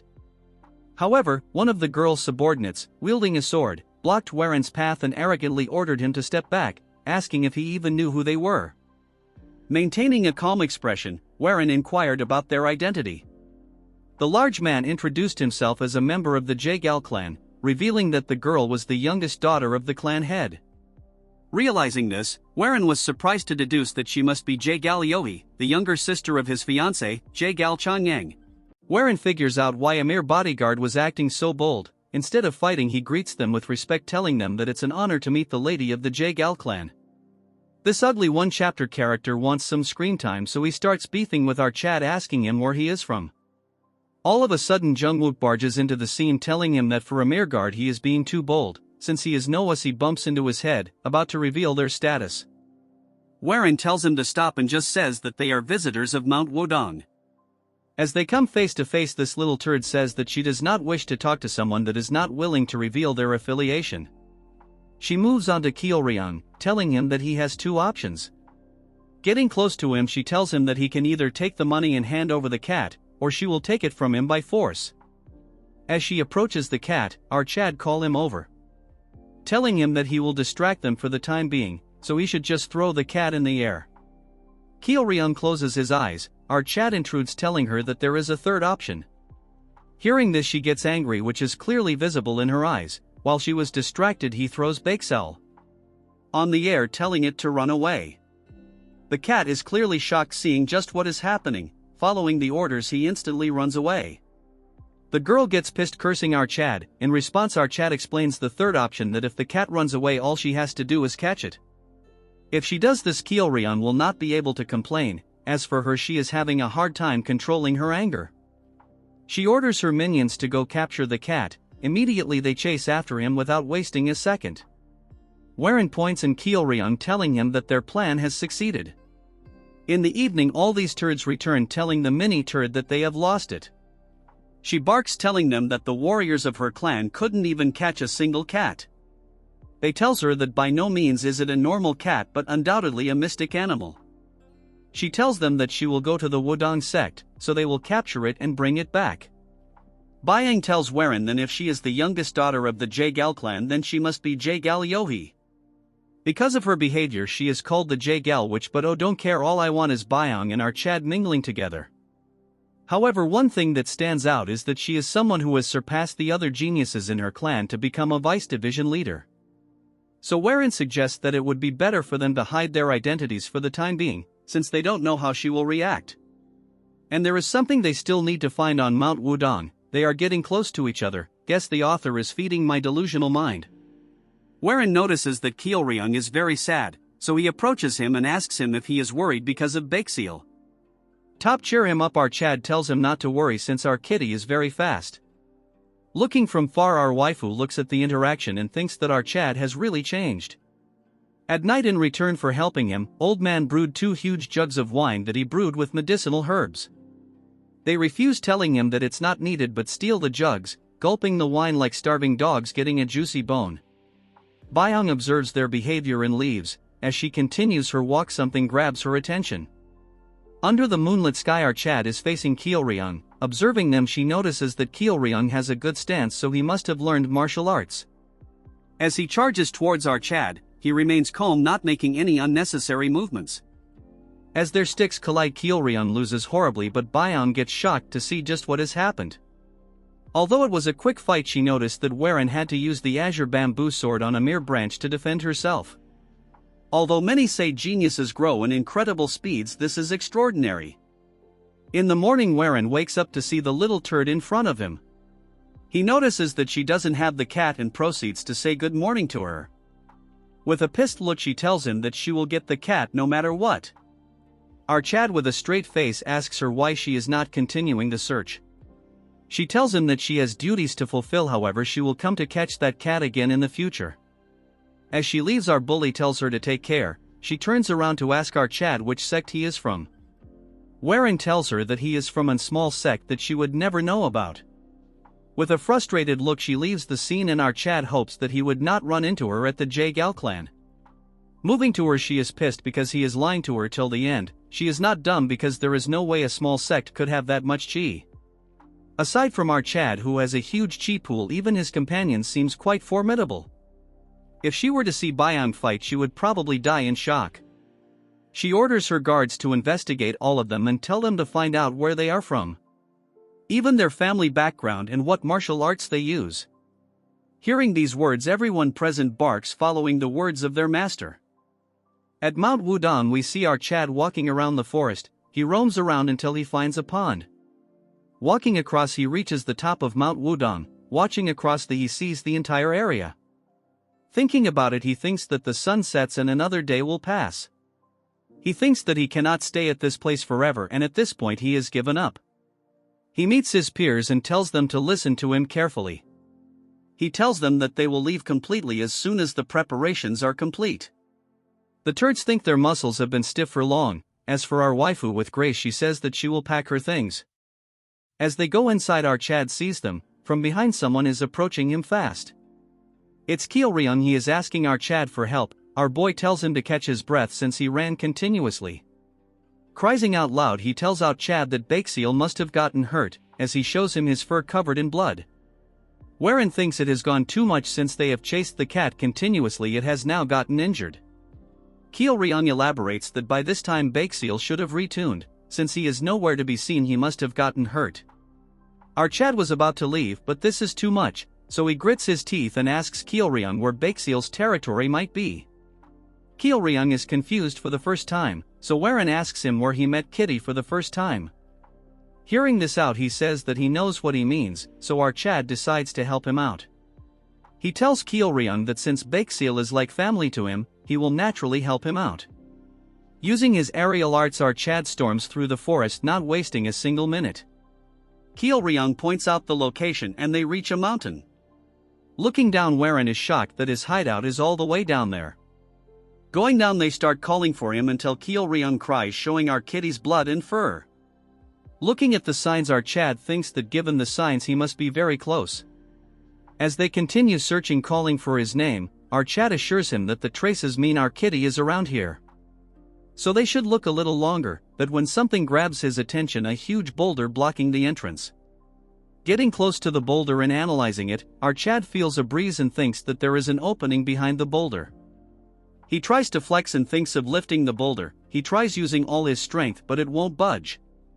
This is embarrassing to him, so he figures it out that he cannot move with the amount of chi he has. He thinks of getting the help of Byeon or the two muscle heads. Kyeolryung finds a hole, shocking our boy. To keep his pride, our Chad tells him that because of his efforts it made a crack. But Kyeolryung breaks his bubble, telling him that the crack has always been there. Hearing this, it shatters the little pride Wherein had left. Kyeolryung thinks that Baekseal might have passed through it. Since it is dangerous, our Chad goes in to check it out. After going inside, he is shocked that it's so spacious here. Moreover, it's amazing that there is such a large chamber behind this boulder. A sudden bright light appears. It is so bright that he cannot see anything, but after adjusting to it he can see a man. As the light fades away, he sees the symbol of Yin and Yang symbol. In a matter of seconds he finds out that the dead man is the sage Zhang Sanfeng.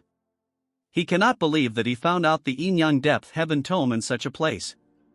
Wherein notices a trail of blood and sees Baekseal resting, all covered in blood. Our Chad is flabbergasted because he found the cat and even the Yin-Yang martial art. Outside, Kyeolryung is nervous, wishing their well-being. Kyeolryung hears a noise and the next second a head gets out. Seeing the head, he gets scared and slowly and steadily a figure comes out. As tears drips from Kyeolryung's eyes, he sees our Chad holding Kitty, shouting out his name loud and clear. This chapter is still not available on internet, so enjoy and drop a comment. Wherein hands Baekseal to Kyeolryung. Seeing his condition, he starts crying because he has no strength left. As he continues to cry, our Chad remains silent, turning around. He looks at the martial manual he discovered inside the cave.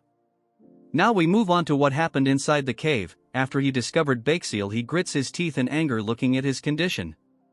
He laughs at the situation and then moves on to Kitty, scolding him because Kyeolryung is very worried about him. After taking a close look, he is relieved that it's not a serious injury, so it can easily be treated. Afterwards, he shifts his attention to the mediating figure. He thinks that Baekseal is probably raised by the martial master. He picks up his Kitty and tells him that he needs to get him treated first and then he can come look around this place. All of a sudden the figure starts radiating light again, the figure slowly starting to disappear. Seeing this, he rushes towards the figure to discover a martial art. Moving to the present, he looks at the martial manual, thinking to himself. He thinks it is fate that he followed Baekseal. If he didn't, he would never be able to discover this secret place. If this was in the past, he would never have the heart to help a child in dire. Closing his eyes and taking a deep breath. Thinking to himself that things have changed, expecting more things to change in the future. His sect was not destroyed and will instead become one of the strongest sect in Hanan. Moreover, his family is living happily without any changes. So no matter what happens, he will make this happen. After some time, Kitty is all patched up. Kyeolryung continues to cry. His grandfather tells him that it was not a serious injury and it will heal very fast. Our Chad comes outside after delivering Kitty to its owner, just to find his raging waifu ready to beat him to a pulp. Telling him what took him so long is they have been waiting for too long. He apologizes to Byung, telling her that Bakeseal was injured, so he was anxious and went out to look for him. She tells him that he should at least let them know before taking action. He tells her that they can really leave now, since he found Kitty and got what he wanted. Byung with a straight face tells him that they are fully prepared, but she wants to know what he meant by getting what he wanted. Asking him if he really found the ginseng, turning around tells her that he didn't find the ginseng but something more important than it. She is baffled because it's hard to find anything more valuable than ginseng. He gets into his acting mode, glazing himself and telling them that he has gotten the future. Everyone present gets shocked by his reply as he takes him leave to get dressed. After getting dressed, he tells Old Man that he owes him a lot and it's time to take his leave. Kyeolryung asks him if he is really going to leave, wherein tells Kyeolryung that if he ever needs help or wants to find him. He takes out a sign telling him that if takes this and goes to Hanan, he can find our Chad and he will help him out in any way possible. Hearing this, kiddo gets shy as he nods his head. Warren turns around bidding them farewell. As he leaves, Old Man tells him that he has been nice to them, and they are just people who make a living by picking herbs. Yet not knowing who they are, our Chad still helped them. He asks him if there is a particular reason. Our Chad thinks to himself that at first it was because he wanted something, but as he spent more time with them he grew attached to Kyeolryung. Our Chad tells him one word, telling him that it's because he looks just like him. Hearing this response, the Old Man is stunned. As they see each other, if Kyeolryung tells our Chad to come and visit him soon. Byung asks him if he gave the jade emblem of the clan. Our Chad laughs, telling her that he has learned a lot from Kyeolryung, elaborating that he is more important than any pack. In a flashback, we see a young Manhwa introducing herself to our Chad, telling him that she will be serving him from now onwards. She reintroduces, shouting and begging him to take her in. Hearing this, he gets shocked and then laughs, allowing her to serve him. As the pack continues their journey, Byung asks our Chad what is it that is making him smile this much. Our Chad asks him if it looks like this. The Dumb Brothers tells our Chad if they are heading to the Jaegal clan. Byung shouts, asking him that they were supposed to go meet his fiancée, but he is just going to pass by not visiting the Jaegal clan. Our Chad with a calm tone tells her that it's not the right time to see his fiancée and visit the Jaegal family. Jungwook thinks it would be best to visit them and inform that our Chad has improved a lot. Suddenly the stench of blood surrounds the air, stunning all of them. As they march forward, the party see thousands of body. They are all lying in tomato sauce. Seeing this, our Chad gets pissed. But he composes himself, telling them to not get involved in others' fights, so they straight away head home. Warren turns his horse going the other way around, but he stops all of a sudden. Telling them that it seems like he cannot ignore the situation, because the dead body of one of them belongs to the Jaegal family. As the group rushes towards the sound, Byung can hear it clearly. After getting to a certain place, Warren tells them to leave their horses here and walk by foot. The brothers are ready, telling themselves that this is their second fight after the Blood Lion. Our Chad tells them that rather than going blindly, it's best they should look at the situation first. Jungwook thinks that it is a great idea, but then they come across a stockpile of corpses. Currently his sister-in-law and the guard is surrounded by mysterious people. He realizes that the person beside her is the young master of the Zhuge family. Warren didn't see him in Wudong, so he must have joined them later onwards. One of the masked figure with a snake mask orders his minions to attack. Hearing this, they charge towards them, but they get saved as an old man takes the blow. The old man falls to the ground and little Shawty gets scared, calling the man uncle. She is scared as fear is clearly visible in her eyes. Warren thinks that this is a tough situation, then he moves to his crew and asks them who the people wearing white are from. Byung has no idea, and so does Namwook, so he thinks to himself that the identities of them is still unknown. Remembering their ornaments like the mask and the white robe, he figures out that this is clearly the white-green division. That is said to be the most cruel and perfect in the future. This event occurs after a man named Duk Sang obtains a pill of life from the green blood viper, a mythical creature, and ascends to the divine realm. Subsequently, he assembles a group with the green blood viper as their symbol. However, he is perplexed by their attachment to the Jaegal clan. Warren believes that if he possessed any information about them, he could devise a solution. Upon witnessing the bloodbath, he becomes enraged, unable to control his fury. Our Chad thinks to himself that he's foolish for obtaining the Taiji department Heaven Tome and the Poison Stoneflower. He intends to return home to complete his family's martial arts and alter the future. His eyes turn red, likely due to the new martial arts he's using. Moving to the masked snake, the main leader charges towards our Shawty. As he leaps in the air to stab her, before she can react, a figure steps in, blocking the attack and injuring the attacker. Seeing our Chad, she's shocked. He reveals his identity, telling her he's the young master of the Yong clan. Hearing this, the man pauses for a moment before commanding his minion to kill them. They try to attack our Chad, but instantly, his squad blocks all their attacks. The Zhuge clan turd asks our Chad if he's truly Yong wearing, and he's heard that he's too unwell to even move around. Everyone starts talking, and our Chad tells them to keep quiet since now isn't a time for conversation. The kid wonders to himself how he's changed so much in a year. The snake turd asks our Chad who he is. Like a savage, he tells him they might be people who happen to pass by. The snake turd thinks for a moment and tells our Chad it doesn't matter and that they'll all die here. Warren is in a tough situation, and they can't win against them head-on. They don't have the numbers advantage over them, but the J-Gals can no longer fight. He needs to ensure everyone gets out of this alive. Byung tells our Chad she'll fight, but the turd angers our Chad. He tells him he was acting all confident, yet now he's gonna hide behind some woman. Hearing this, our Chad gets angry and tells him he'll fight him head-on. The man thinks they're all a bunch of young fools as our Chad charges towards him. Byung gets stopped by Namwook, who tells her that the old young masters are gone, so it's best to watch what he does.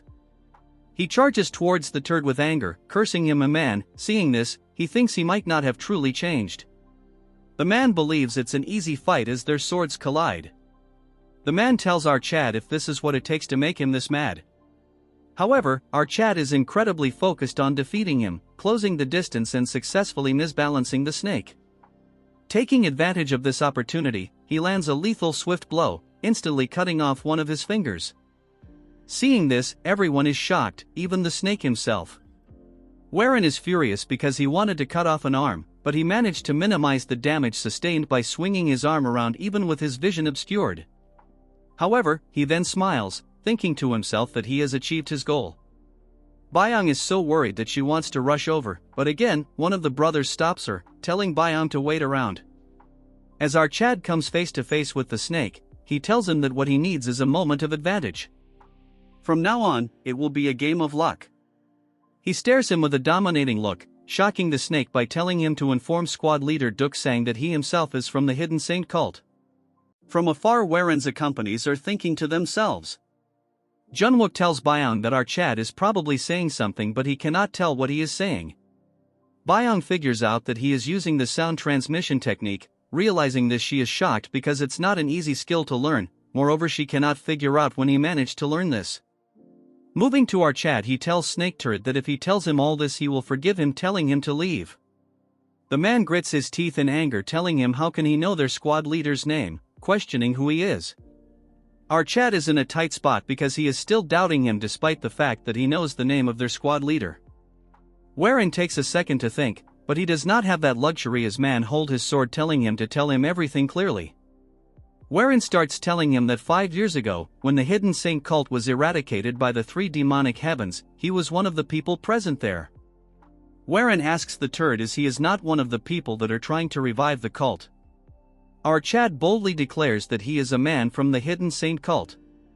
The turd gets closer to our Chad, ready to attack him, but stops the sword at our Chad's neck. Seeing this, his accomplices call for his safety. The man finds it hard to believe that our Chad, who is barely 20 years old, yet he knows the name of the squad leader, as well as about the Hidden Saint cult. The man finds it very hard to believe, but he will believe our Chad if he can answer just one of his questions, asking him which heaven of the Hidden Saint cult he belongs to. Hearing this, our Chad doesn't make an expression because currently the turd is testing him. According to what he knows from the future, the Hidden Saint cult right now is a union of 3 groups rather than a single unified group. The Sun Saint cult, which pursues power over anything else. Then there is the Moon Saint cult, which pursues religion, and the Hidden Saint cult, which mediates the group. However, it is not known which group the Green Blood Viper belongs to. It would not be likely for the Hidden Saint cult and the Moon Saint cult to make an assassin organization. So it makes more sense if the Sun Saint cult did such a thing. But he cannot cancel out the possibility that the Moon Saint cult or the Hidden Saint cult cannot create one. This is all a gamble, but it is all he has always done, which is best to put his money on which is the most likely bet. With a bold face, Archad tells him that he is from the Sun Saint cult. The man remains quiet, then orders his crew to take their leave. After they leave, Archad remains quiet, then blood starts gushing out from his mouth. It was caused by an internal injury from the strike earlier. As Byong rushes towards him, his consciousness starts to fade. Later that day at the evening, Warren wakes up from his sleep, as he overhears people telling everyone to hurry up their work. Everyone is done cleaning the body while Archad observes without spilling anything. That's when he sees his sister-in-law worrying about something, then she proceeds to hand Archad something. She tells him that this is her clan's healing medicine that will heal his internal injuries. Archad tells him that it is fine since she didn't expect something in return. She remains quiet, then she turns around telling Archad if he is going to consume it after she begs him. As she gets further away with a low tone, she thanks him. Seeing this, Archad gets shocked, then he smiles silently. Byong gets close to Archad and tells him that she didn't know our little shawty had a cute side to her. She explains that the medicine is a rare medicine given to the direct lineage of the Jaegal clan. She didn't expect that he would give it to him. Warren tells her to make her presence more obvious, telling her that he was scared. Instead of listening to her, she shouts at him, telling him that she was scared. He thought that he was completely out of her mind when he ran to the assassins. With a nervous tone, he tells her that he was just trying to save everyone. She gets close to him, putting her head on his shoulder, asking Warren why he changed so much. Warren gets shocked as she tells him that in just a few months ago, he resented the world and himself. He lived every day like hell, and that was the kind of person she was aware of. But today he risked his life for everyone. She is so impressed and proud of him. But she is curious why she is pushing himself to do all this. As memories of the past and the recent events cloud his mind, he tells her that he is just doing his best. After cleaning the bodies and given respect to them, the party, now bigger, set forth guarding a carriage. As Warren and the Zhuge clan heir lead the crowd, he thanks Archad for accompanying them to the clan. Since currently they lack people with the ability to fight. If the assassins were to strike again, they would be in serious trouble. Warren tells Hai that it is not a big deal since he is heading to the Jaegal clan himself. The man laughs, telling him if he is going there to meet Qianyang, his fiancée. Hearing this, little shawty opens the carriage's window, asking Archad why he likes her so much. Asking if it is because she is very strong. Or because she is extremely beautiful. Hearing this, Warren remains quiet. As for Byong, she clearly seems pissed. Warren changes the conversation, asking the man if he can answer something for him. The man tells him to ask him right away. So Archad without a doubt asks him why the assassins were attacking the Jaegal clan. Hearing this, both the shawty and the man get shocked, with fear clearly visible in their eyes. Warren further tells them that the Jaegal clan is undoubtedly one of the largest clan, and this place is the Jaegal clan's front yard. As Archad continues to wonder, shawty tells him that it was just a coincidence, but the man stops her, telling her that it is a coincidence. Since he saved their lives, he deserves to know the real reason. They are not entirely sure, but the assassins might be trying to kidnap Yohei. Hearing this, she remains quiet. As for Warren, he asks her what this has to do with her.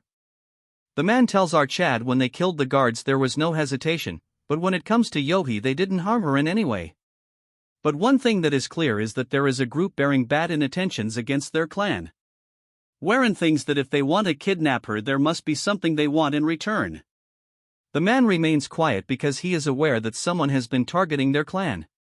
But this incident crossed all boundaries. With a serious tone, he wonders if this is because an information unknown to us was leaked. As soon as they reach the Jaegal clan, bustling noises as they enter the Jaegal clan. As they enter the main residences, Archad thinks to himself that after a very long time he is going to see her again, his fiancée Qianyang. In his past life, the marriage between Qianyang and Archad had been arranged before their birth. But they were living two completely different lives. He was someone who was always ill and she was the one who chased martial arts. As such, they slowly grew further and further away from her. Until finally something happened, but before he could recall this, a voice grabs his attention, telling our Chad to go and meet the clan leader. Warren tells his group to rest and soon he will join them. After entering the main hall, our Chad introduces himself, but before he could finish, the leader rushes towards him and starts laughing. He is really shocked to see what is going on. He is very happy because our Chad looks happy, which is the polar opposite of the last time he saw him. This man is the leader of the Jagal clan, the heaven-ruling sword Jagal Chiak. It has been a long time and he asks how our Chad's father is doing. Warren tells him that his family is doing great and he has sent his regards. The leader then inspects our Chad's body, telling him that he has great physique, so he must be training in martial art. He, with a smirk on his face, tells our Chad seeing his current self, his daughter will be very happy.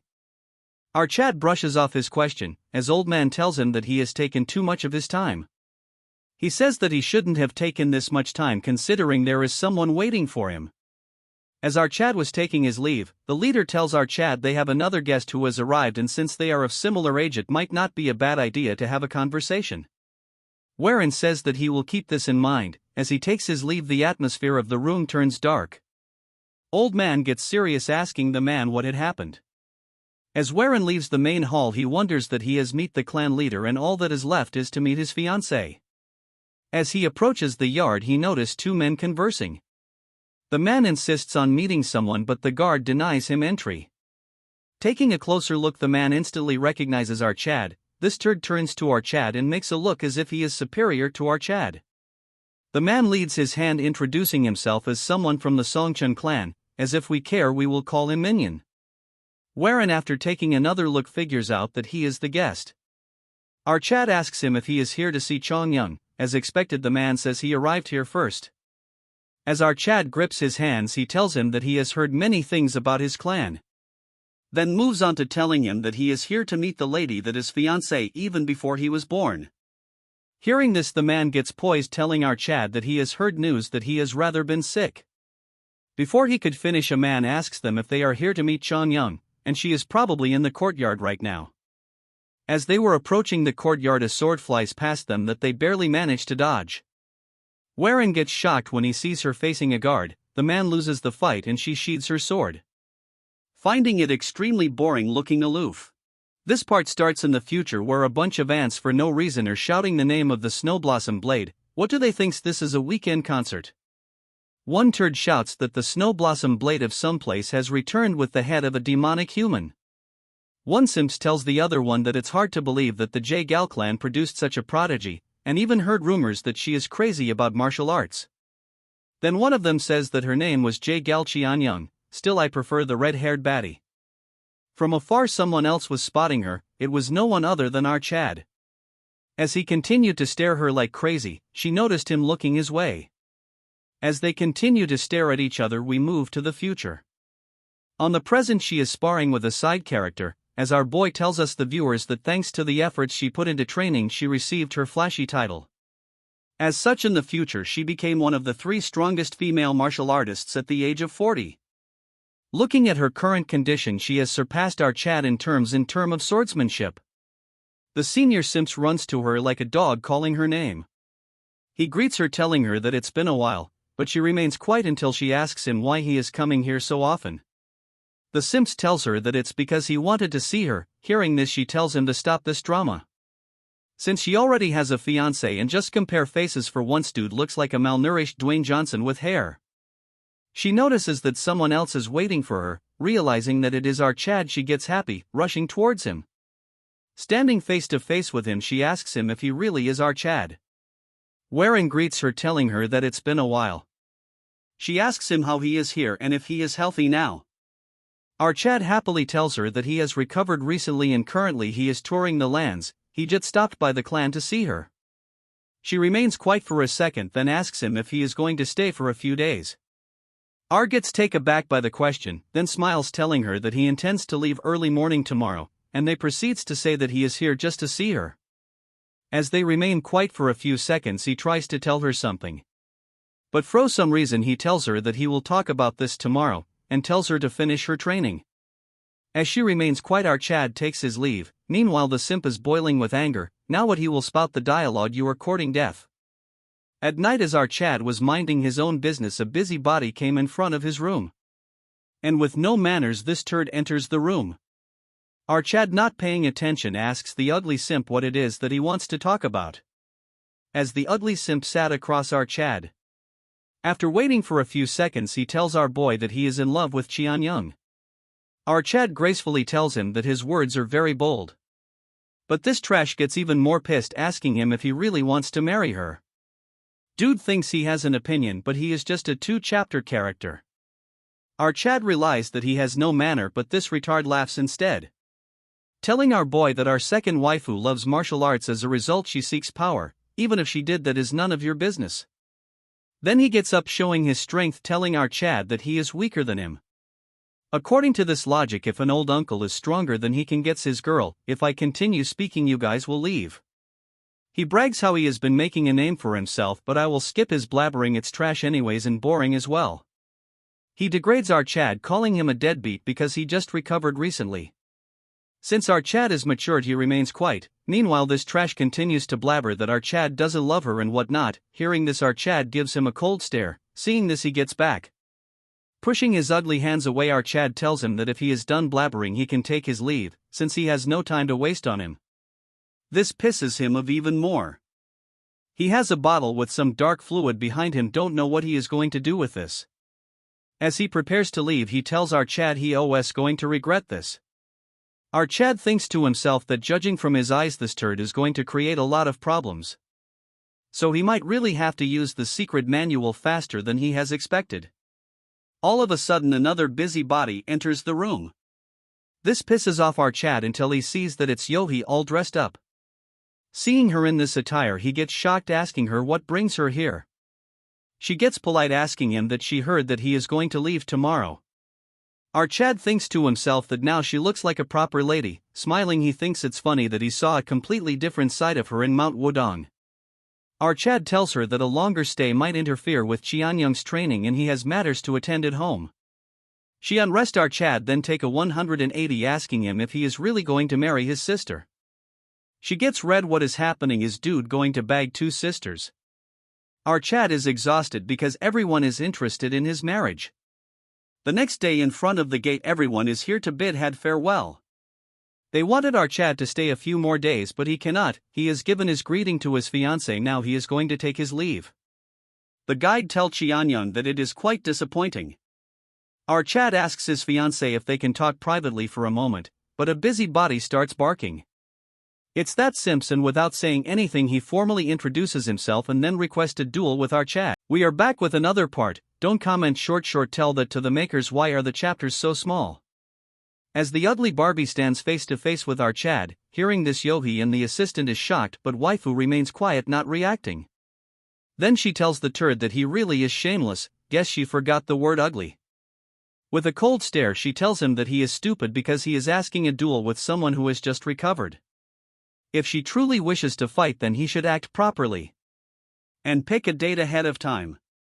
This nobody thinks he is cool. I guess you guys are getting annoyed like me. He smirks, telling her that how can it be shameful to challenge a heir of a martial clan to a duel. Then this nobody boasts that he was merely trying to witness the renowned soaring dragon emperor of the Tianzhong clan. He then comes up with an excuse that since our Chad was leaving, so he had to grab this opportunity and do so, otherwise. He thinks, behaves politely, asking our Chad if he will accept it. Warren looks left and then right, noticing how the crowd is discussing about what is happening. Our Chad realizes that he is trying to humiliate our Chad, but what can you guys expect from a 5-character chapter? Our Chad has realized that his body has yet to fully recover, but he cannot stand back as he looks at his group. The 2 muscleheads are super confident. As for Byung, she is worried. Namwook, from his expression, tells her that he should show him clearly that his sword has recovered. Our Chad laughs, then asks Byung if she is not going to stop him from turning him down. She tells him that he has yet to recover from his injuries after fighting the assassins. This is what she wanted to say, but she gets closer to him and with a confident face tells him that she knows he will accept the duel anyways. She comes forwards that she is aware that what he will do is best for the Tianzhong clan. As a member of the clan, she will gladly follow the path he walks. Okay, enough yapping, wife her up right now, since she believes that he will accept the duel and win. Hearing all this, Warren gets shocked. then he remembers the moment that has and thinks that she might have changed a little. Hearing all this, Warren smiles and tells the turd that as the heir of his clan he will gladly accept the duel. As they get to the arena, surrounded by the crowd, Yohi tells them that this is a friendly duel and they may use chi, but lethal moves are completely forbidden. If one loses the grip on their sword or if the sword break, they will lose the duel. Additionally, the destruction of one's sword due to the inability to endure more chi shall also count as loss. The turd thinks that the situation is advantageous to him, since our Chad is barely able to manipulate chi due to his internal injuries, so this nobody thinks that he will take his time and play with her. Warren speaks, telling her that a duel is boring on its own, so there should be wager. This take aback the turd, and our Chad tells him that the loser will never step foot again. Hearing this, the trash excited immediately agreeing to the offer. Then starts to shout that our Chad won't be able to come to the J Gal clan again. Warren laughs, telling him that a wager must be honored. Hearing all this, Yohi gets shocked, thinking that it was a smart move, since if our Chad wins, the turd cannot enter the clan again, but if he loses he will still be with Yong, so it's not a problem. It's impressive since our Chad thought of such a plan in such a short amount. The assistant tells both of them to take their places. As they stands face the useless crowd starts jumping around left and right, Yohi asks the assistant who might win, and since Warren took down the mysterious assassin, it should be his win. The man tells her that it might not be the case since it's likely that our Chad will lose. He says that although our Chad has bright future, he is likely to lose the duel. Not only is he injured, he is facing a strong opponent. Sorry to say this, but this guy looks more like a TikTok cosplayer than a villain to me. He has a flashy name and his sword is like a dragon's cry when he uses his bright blue aura. This sounds so cheesy when dude has such a slappable face.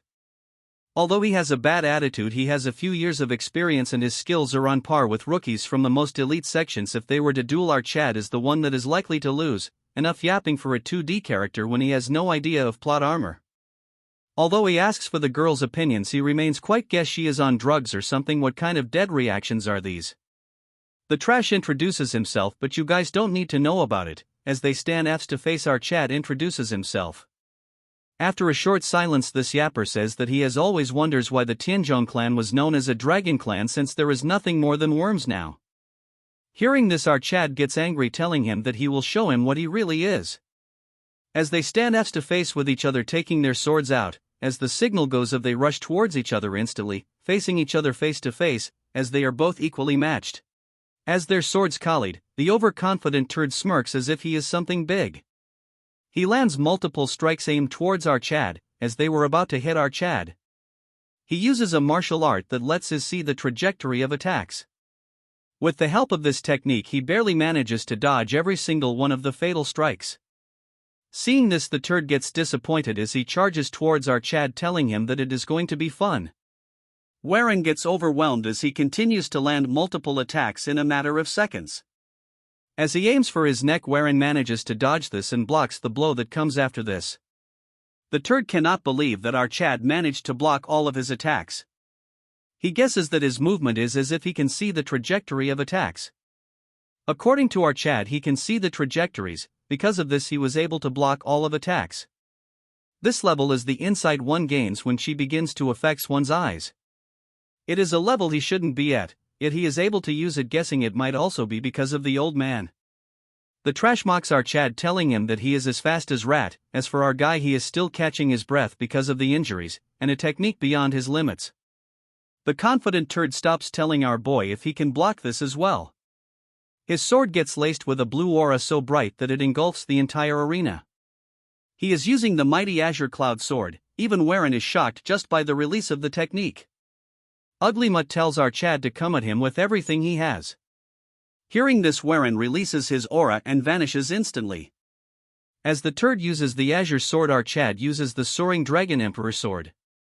As their swords come in contact, it causes huge vibration all over the arena. However, Warren has been grazed. Seeing this, the trash starts mocking the Tianzhong clan, saying if this is all it amounts to. Warren takes the attack head on, and this nameless Barbie uses his secret move. As the dust settles, we can see Warren injured and barely holding his ground. Everyone in the arena is shocked by what is happening. The turd has gone crazy because he intended to take one arm, but our Chad even blocks that secret move of their clan. wherein Raps uses a piece of cloth to wrap his hand around his sword, telling the trash to charge towards him. Hearing this, the nobody acts up, telling our Chad that he has never liked him from the start. Because he has been acting as if he knows it all. What kind of hypocrisy is this? He says that he had thought of punching our Chad, but now he will just crush him as he uses all of his powers. Yohi says that this is no ordinary duel anymore and needs to be stopped. As she tells them to stop this, the mad waifu continues to watch the battle in awe.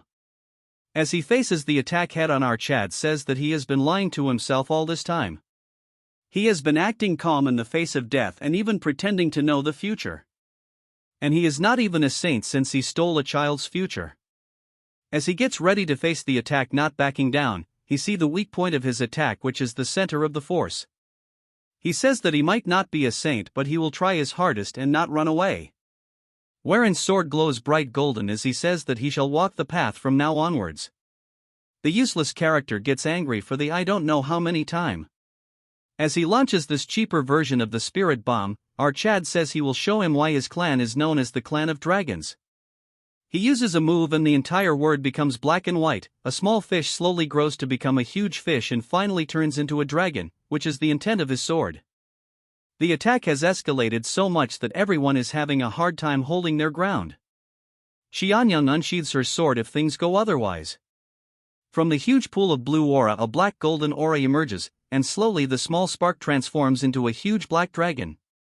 It's so fascinating that everyone is in awestruck, as Warren tells this turd that he will show him why their clan is called the Clan of Dragons. As our Chad launches his attack, they both give it their all, but our Chad's black aura starts eating away the blue aura of the turd.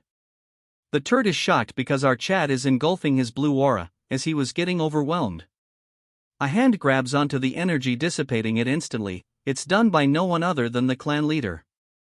The old man laughs, telling that he has no choice but to intervene. He says that it was a great duel, but it ends here. He says that if it continued, someone would have died. Hearing this, the trash starts crying, telling him that he has won the match.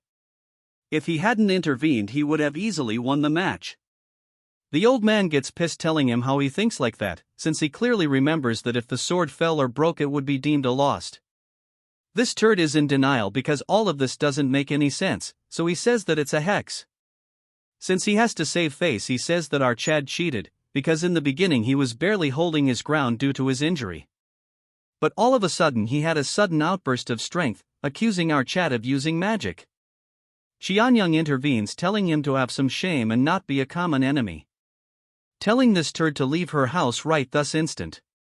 Reminding of the bet they had made, as this trash starts getting death glares from everyone in the clan, he remains quiet. With that ugly face, he managed to survive 5 chapters. As he leaves the stage, the old man says that the turd's clan has fallen down if a child like him exists. The old man laughs, moving on to our Chad, telling him that it was a great fight. He says that he was really surprised by the outcome, since he just recovered, yet he has grown this strong already. That's why he had no choice but to intervene, because he cannot afford to pay homepage to the turd's family while fighting. Warren says that he is praising too much. That's when our Chad realizes that he is bleeding from his mouth.